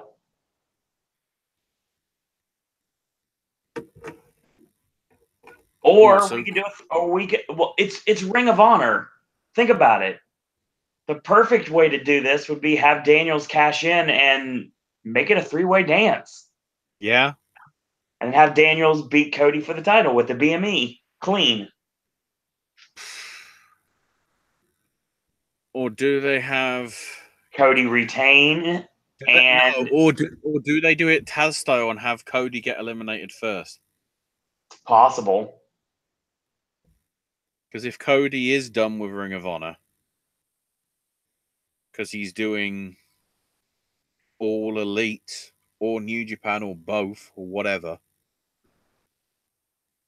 you know, and isn't the Hammerstein the same venue that Taz did leave ECW in the freeway? I think, or was that ECW Arena? It was ECW Arena. Okay. We got Taven versus Dalton Castle. I think Dalton wins that one. He needs to get it ready. He needs to get a win on his comeback after injury. Gresham versus Sabre Jr. I wouldn't be shocked if they put Gresham over. I think Sabre's supposed to be part of the TV tapings. I'll check. Bully Ray and Flip Gordon and I Quit match. I'm sensing Flip's going to win. Flip's going to win. And I think we're going to get... I think after what happened with everything, it's weirdly enough, I honestly think Bully Ray is going to be the one that says I quit. And I think there's going to be some run-ins you're not expecting.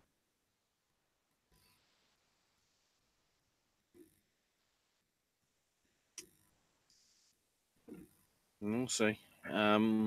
Sumi Sakai, Madison Rain, Kelly Q, and Kelly Klein. Sorry, Karen Q and Kelly Klein. In a 4-way for Sumi's Ring of Honor women's title match. Women's title, I should say. I can't see Sumi Sakai walking out with a title. I'm guessing Kelly Klein.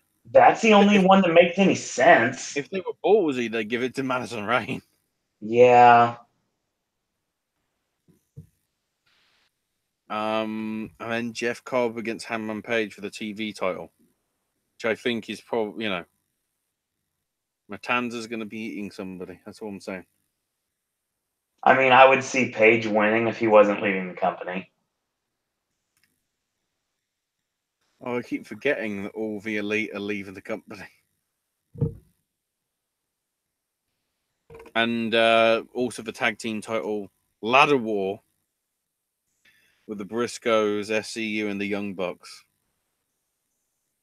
I'm guessing Kazarian and Scorpio retain because of the whole, their contracts expire thing. I could see that. Then again, I sense what could happen there is you could have them and Daniels put both sets of titles on the line against another three on the TV tapings, drop them immediately, and then SCU go to All Elite. You mean you're talking about the Kingdom, right? Well, so TK and Vinny would have the tag belts, and Taven would have the world title. That's what I'm thinking. I think that's what we're building towards, too.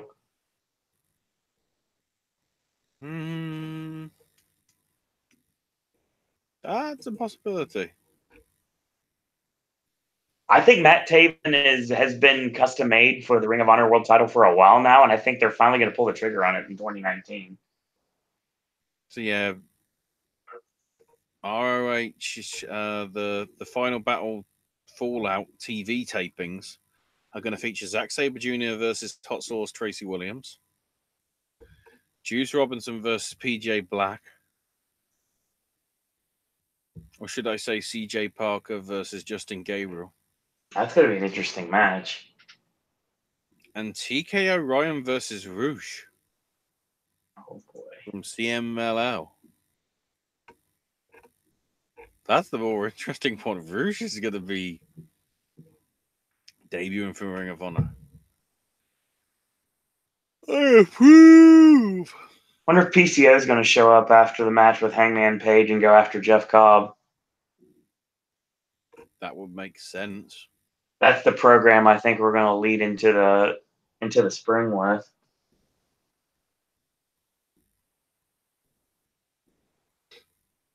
Also, I love the fact that the meet and greets Jeff Cobb, Tennille Dashwood, SCU, and Zack Sabre Jr. are $30.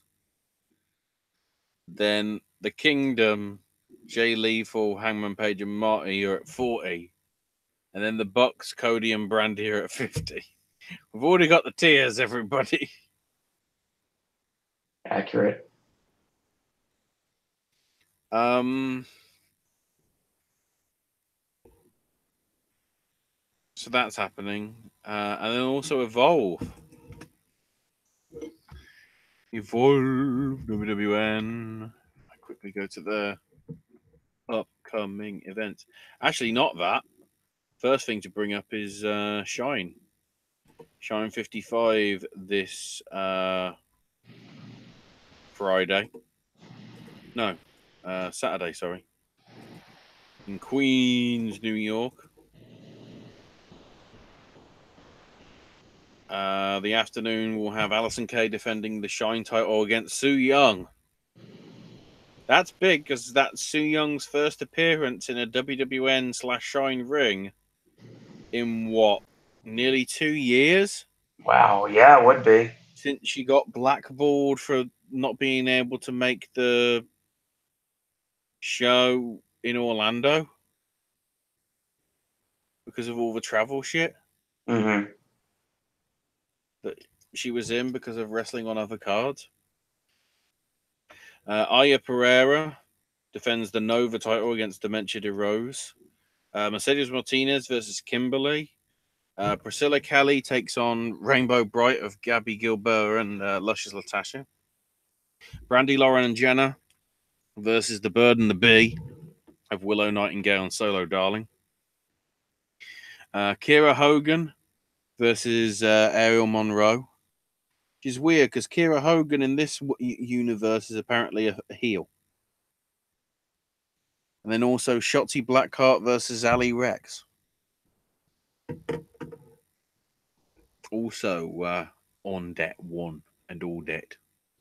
Ton of Grimm's Toy Show former talent and current talent is on this show tonight. Mm-hmm. Then in the evening, Evolve 117. Couple of prelim matches.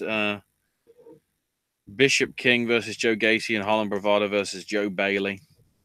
Leon Ruff versus Josh Briggs in a David versus Goliath match. AR Fox versus Kurt Stallion. Cassius Ohno taking on Darby Allin. Then the Evolve Tag Team title versus WWN title. So it's the Street Profits putting their tag titles on the line against JD Drake, who's putting his WWN title on the line along with Anthony Henry. I'm trying to work out, could Anthony Henry pin JD Drake and just be a bastard? I mean, I could see a non-finish in that match too. Possibly, but I'd say the more likely is Street Profits pin Anthony Henry. Possibly. And then Fabian Eichner defends the Evolve title against Austin Theory and Roderick Strong. I think Roddy's taking the title. Era? I think Roddy's taking the title. That'd be interesting. The real NXT Invader takes the title, not Fabian Eichner. Odd.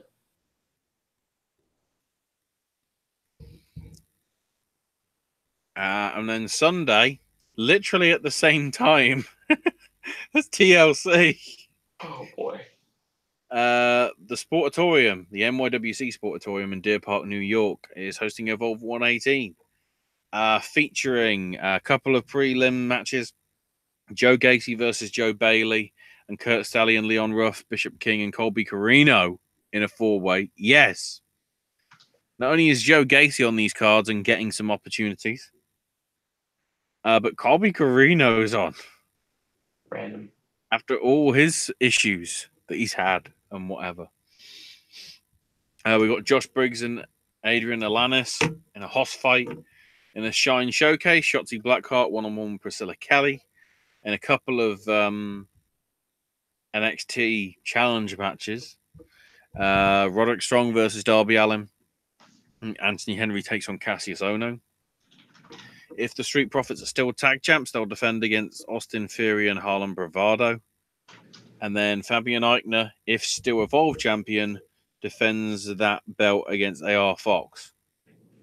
I think that might be the more likely match to happen, though. So I'm thinking Eichner might retain. He'll drop it before the weekend's over. Possibly, you think to AR then? Maybe. I mean, I honestly thought they put the title on Hero, to be quite honest. But I mean, well, he needs to be busy in that program with Riddle, right? Because with the beatdown that happened after what happened, you know, the last stuff, it makes sense that there will be a follow-up. I'd have thought, but we'll see. Can we get a proper match this time, please? I'd appreciate that. We did on NXT. So yeah, we've got New Japan stuff this weekend. We've got Evolve and Shine, House of Glory, as I say. There's probably other promotions that I can't think of off the top of my head that may have shows. I don't know. I should probably check if Alpha One has a show up in Canada. I don't think they have, because they normally finish after the show at the end of November. AIW are coming back between Christmas and New Year with their Welcome to the Party POW show and all that. Just double checking. I think Smash Wrestling had their last stuff this past weekend as well. Up in Canada.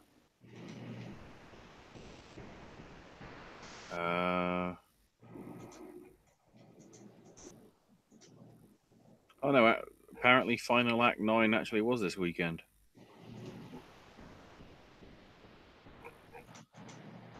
Let's see.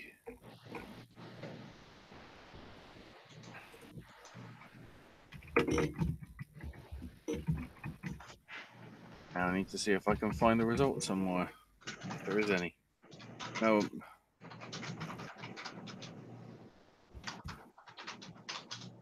There we go. Oh no, that was Sorry, that was actually last weekend. But let's see if anything big happened in that, because we didn't cover it last week.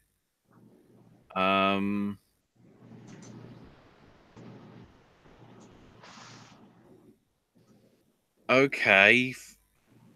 What the hell? Ricky Shane Page beat Stokely Hathaway, meaning that he can't be fired from the company.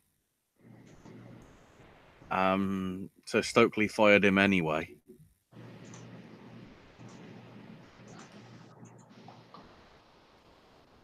But apparently, because his contract as majority shareholder said that if he became an active performer, he lost all managerial control, so therefore Ricky stays. So they're doing that.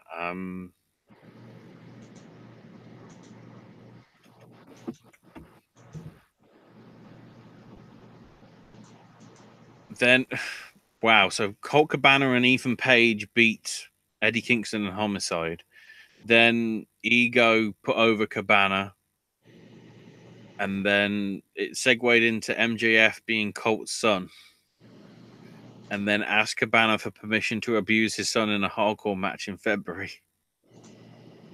And apparently he'll consider the permission slip signed. So therefore that match is happening.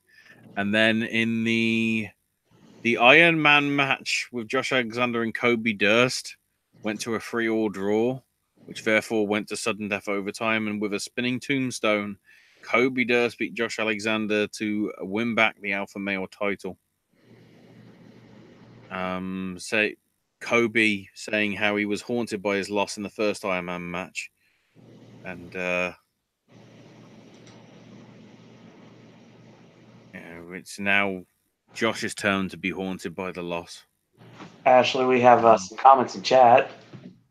Yeah, it's interesting. Basically, Josh was teasing sort of a beatdown on him, but then they hugged and sort of he celebrated with him in his win. So I guess he's gone face again. And also Cheech became Zero Gravity champion as well. Oh, and the Outer Limits title also changed hands. Oh, and Sammy Callahan won as he got added to the show last minute. And then the Space Pirates of Space Monkey and Shane Saber retain the tag belts as well. To the chat, apparently.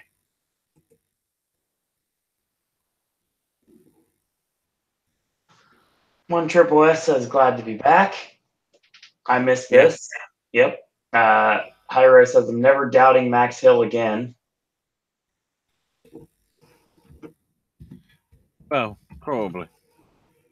I was really concerned for Max. I thought Ortega Jiu-Jitsu would be too much, but no, he didn't use it, says One Triple S.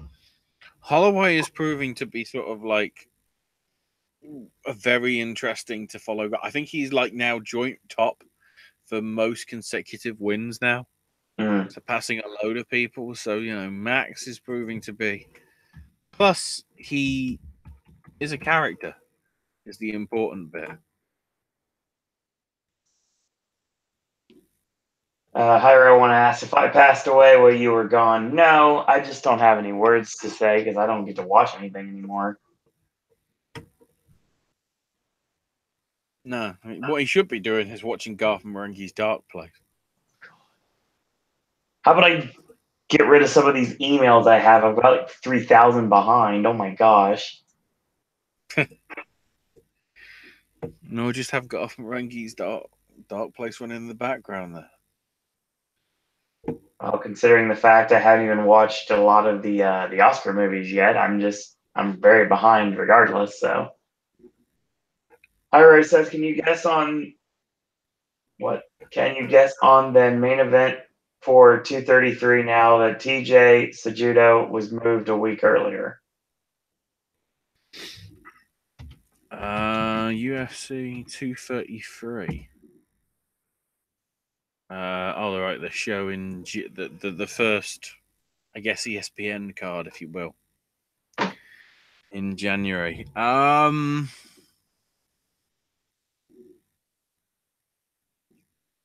I mean, the awkward thing is if that turned out to be where they wanted to do Cormier versus Lesnar, considering that's the same weekend as Royal Rumble. It'd be fun. I don't know. Robbie Lawler and Ben Askren and Dominic Cruz and John Lineker arguably could move up to be main.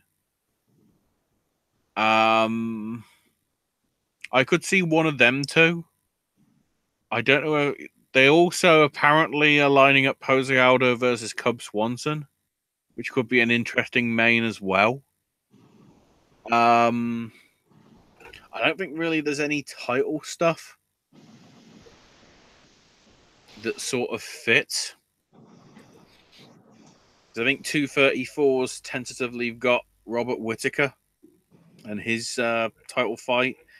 And then 235, I don't think has anything yet, but considering it's Vegas, I think, that's the one that Nick Diaz is supposed to be fighting on, but considering it's Vegas as well and it's March, that could be a Brock Lesnar one. Then, of course, they could surprise everybody and just have the Brock Lesnar fight be on the ESPN televised show to try and get ratings. But the ESPN's Ariel Helwani was talking a fair length with Becky Lynch today. That was an interesting little interview that went down.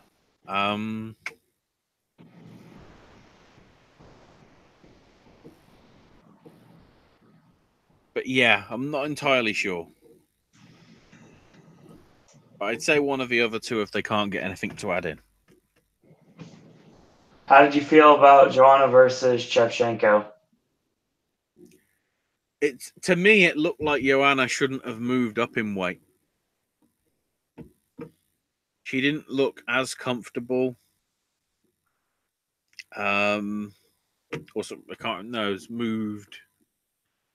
I think it's moved up from straw weight. I might be wrong, but whatever it is, the change in division didn't work out for her like it has with some of the other women, like Holly Holm or I'm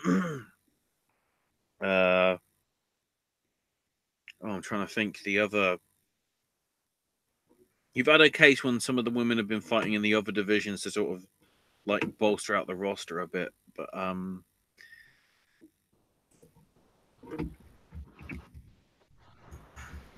there's the other thing that I guess we haven't talked about that happened.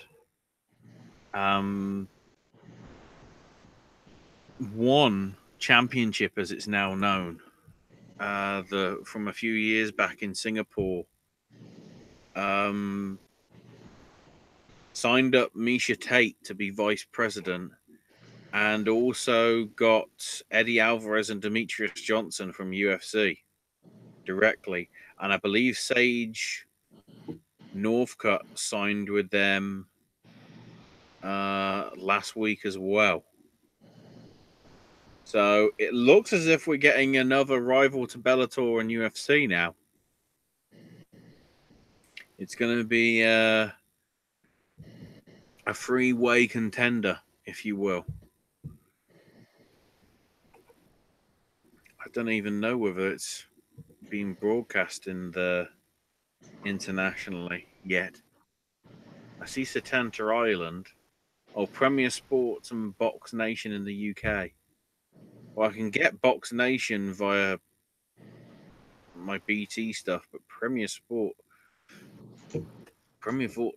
is very limited, so I hope it's available for online streaming. Oh, that's interesting. Events have been viewable on their app, which offer every event live and free from around the world. They're going to have to start charging for it now with all these big names, surely. Well, I guess the other big thing that's coming up is that Floyd Mayweather showcase, which isn't a match, but is a match that isn't a match, with like the Muay Thai guy. I can't remember who it's up against. I can't remember his name exactly. Floyd. Okay, so this is an article from a few days back. Floyd won't fight in an MMA ring unless the bout is boxing only. Why did he agree to it? Other than money.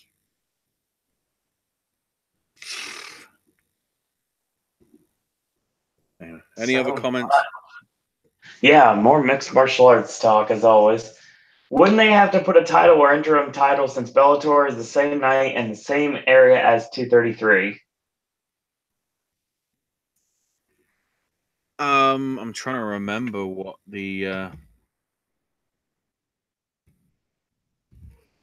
actual card is for the 2019 show. Let's have a quick look.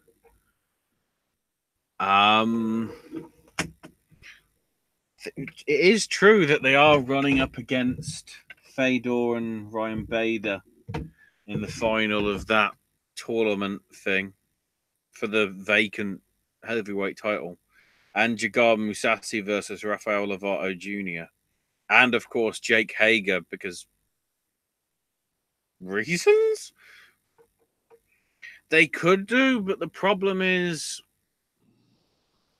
you know, if you are going to be doing Brock versus, you know, does that mean WWE's plans are going to have to go out the window? Because I'm trying to look at who hasn't fought for the title in a while and who they could get in last minute. Because, you know, obviously from now we're talking like 6 weeks notice, which for a title match is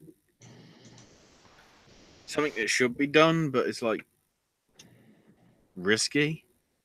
And you wouldn't want to ruin the main event of Jones and Gustafsson, because that could be a very, very nice main event for the end of the year. So I can see now why they want to have a title match on it, but then it's like, who do you put in? Because, you know, you're going to be having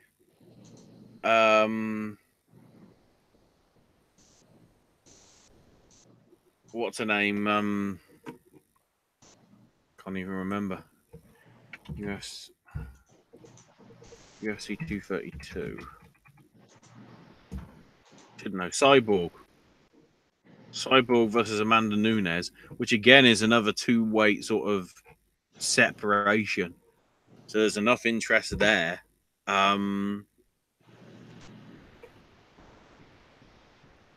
Oh, I forgot that Jones and Gustafsson's for the light heavyweight championship. Because, God. So I'm trying to remember. That means that. So does that. So if that bout is for the light heavyweight title, does that mean that Cormier's dropping it then? I guess it must be. Because Cormier's now heavyweight. I completely forgot. I just thought it was Jones. I just thought it was Jones versus Gustafsson. I didn't think it was for a title. I'm not even sure whether it is. I don't know. Okay. I have really grown Israel Adesanya. Honestly, Valentina beat Nunez. I think she could fight in 135 when she defended the 125. What's next for one championship? Dos Anjos, since he trains at Evolve.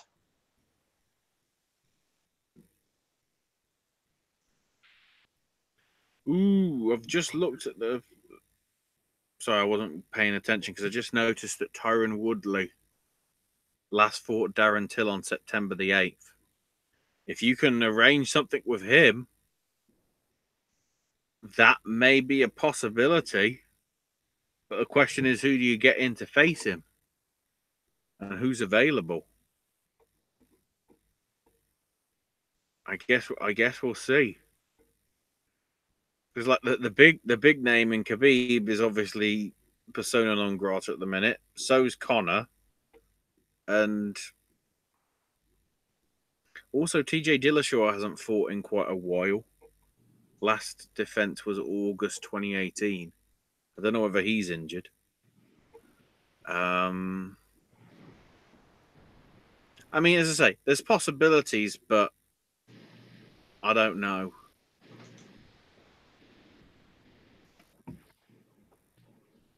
Fug Rose.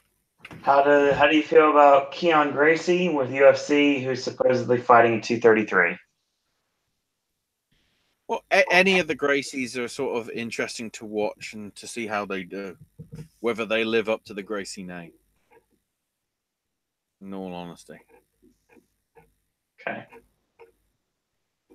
Imagine they introduce a 165 division. Hyra says Cormier is dropping it. Kamaru Usman. And Tyron Woodley can't fight 233.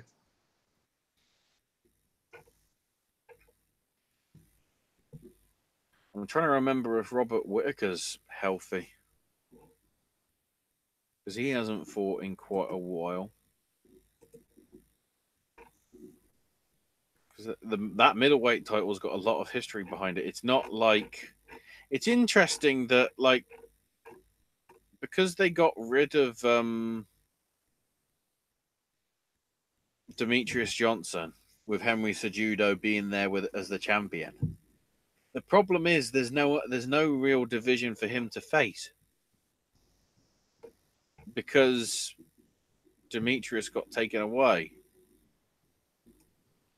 Because he was always the draw. And then the risk is that nobody's going to really care about that anymore. Oh, yeah, Whittaker's fighting at 234. Whittaker's supposed to be fighting Gastelum at 234 in February. Whether they could move that forward a month, but then again, it's tying in for Ultimate Fighter, so I don't know. Let's have Ken Shamrock versus Dan the B7. Let's do that. Wow. Might as well. Wanda's going to be desperate for attention. TJ is fighting for the 125 a week earlier, so he's out. Whittaker is fighting Gastelum. Yeah. Melbourne. I mentioned that one with the Gastelum. That's the problem. You've got too many titles, but the problem is they've all fought recently or are already scheduled to. As I say, they could move fights around if they had to. If they want to fill the hole that's left. We'll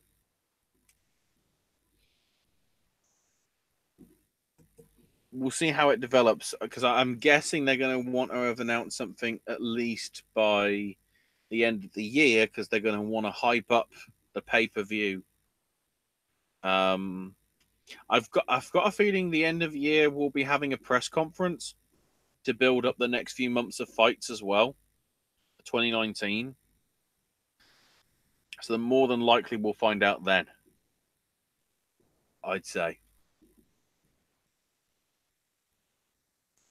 And we've got who's winning, Brent Primus or Michael Chandler?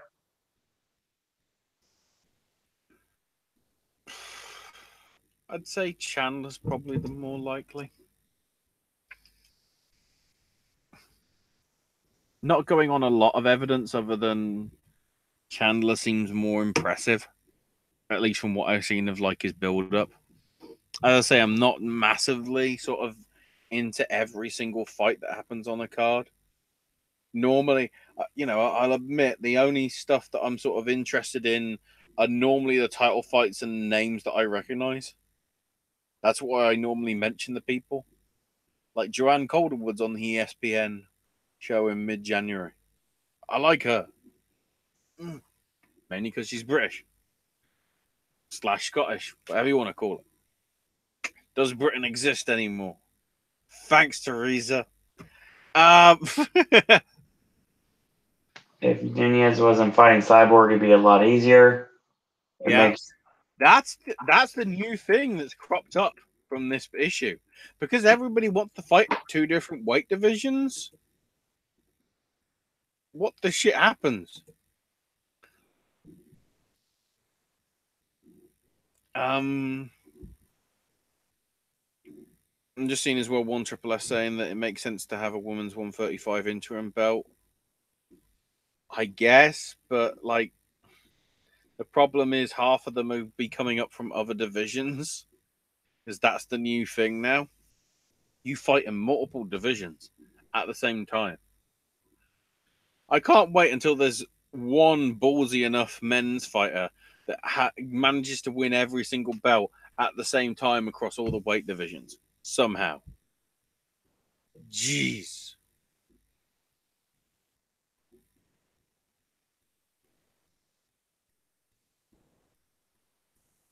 Stuff will develop. Dana will have to pay a lot of people.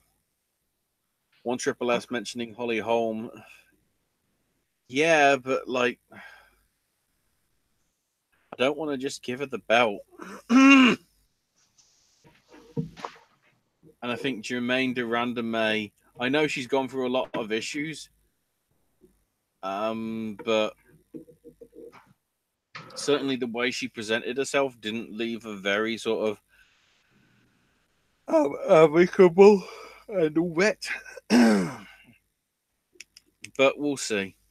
I mean, as I say, I normally follow the UFC on a what's next. I don't sort of look that far ahead. The only reason I'm looking far ahead is to whatever the hell Lesnar and Cormier fits on. Because I don't know whether they'd be ballsy enough to have UFC and WWE have both Brock. Because, like, if Brock gets fucked up at the UFC, how does he fight less than 24 hours later at the Rumble? That isn't happening. Plus, you could also have him on for the show later on in February and March if you wanted to as well for Brock. So it's always the problem that you have. We'll see how it develops. I think that's the best way that we can say it. You know, it's what's that line that they use all the time in wrestling? Hard Hard subject subject to change, yeah.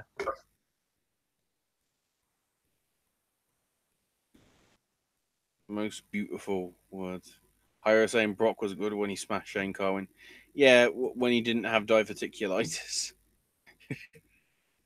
Not beat around the bush. That's sort of fucked it up.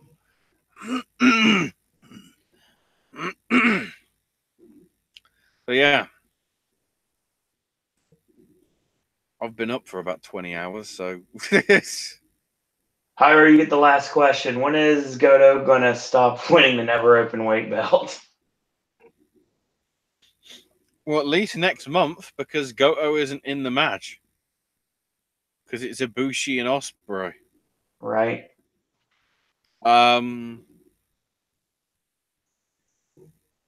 In terms of when he'll get that belt back, I don't know.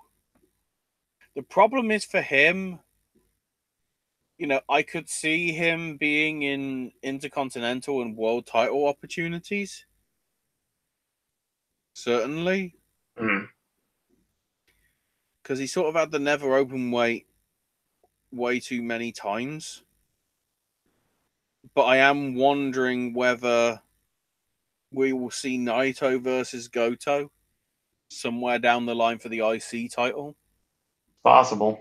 Or maybe Tanahashi versus Goto if Kenny's not going to be part of New Japan. But then at the same time, why wouldn't he want to be part of New Japan? Because there is partly the risk that if not to say that wrestling fans are fickle, but if a lot of the foreign talent leaves New Japan, quite a few people will not tune into New Japan. Right. That's the issue that I think could happen there. But we'll see. Right. We'll see what develops, if anything, from the Korakuen Hall shows this weekend. In all honesty. Sounds good. That's your show. So, Ashley, where can we find her on social media? I am on Twitter at AshesMyNameUK. I'm going to guess we've got more snack stashes and more Gaming with Ash segments coming in the near future. Ooh.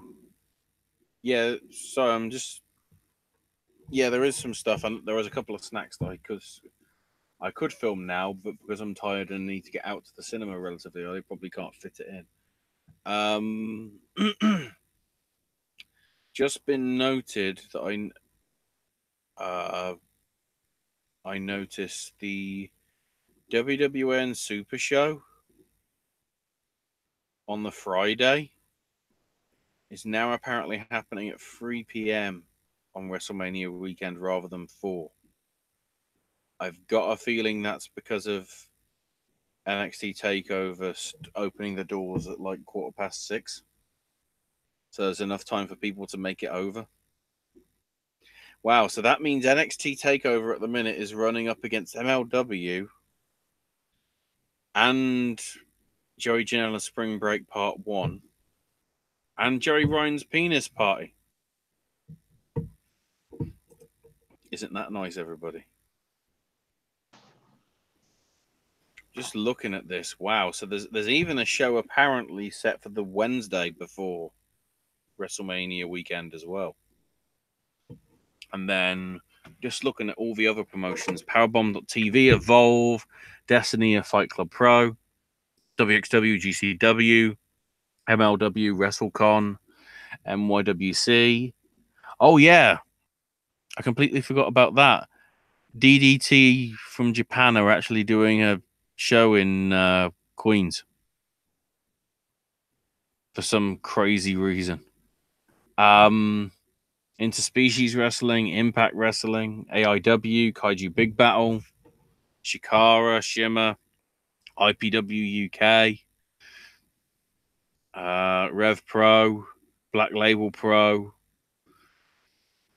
Nova Pro, Wrestling Revolver, House of Glory, IWS, obviously Ring of Honor and New Japan.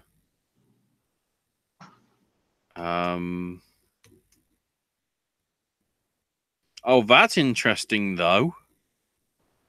But it's in the notes that I see here. The GCW Part 2 show, you know, the Joey Janela thing that just got announced tonight, will not be starting until everybody's arrived from the Ring of Honor show at Madison Square Garden. Implying that there's going to be Ring of Honor or New Japan or both talent may be part of that show. Does that mean we're getting Great Sasuke versus Kota Ibushi? Could happen. Can we dream? Joey?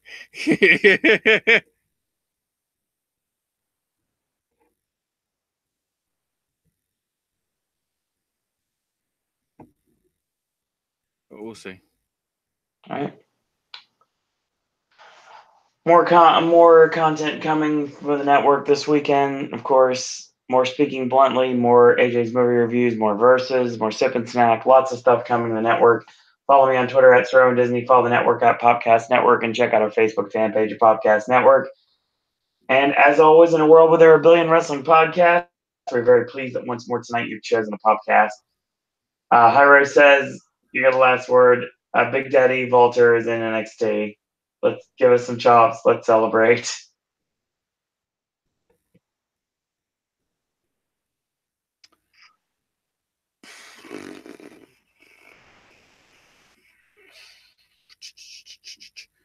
PCO. I cannot wait for you, son.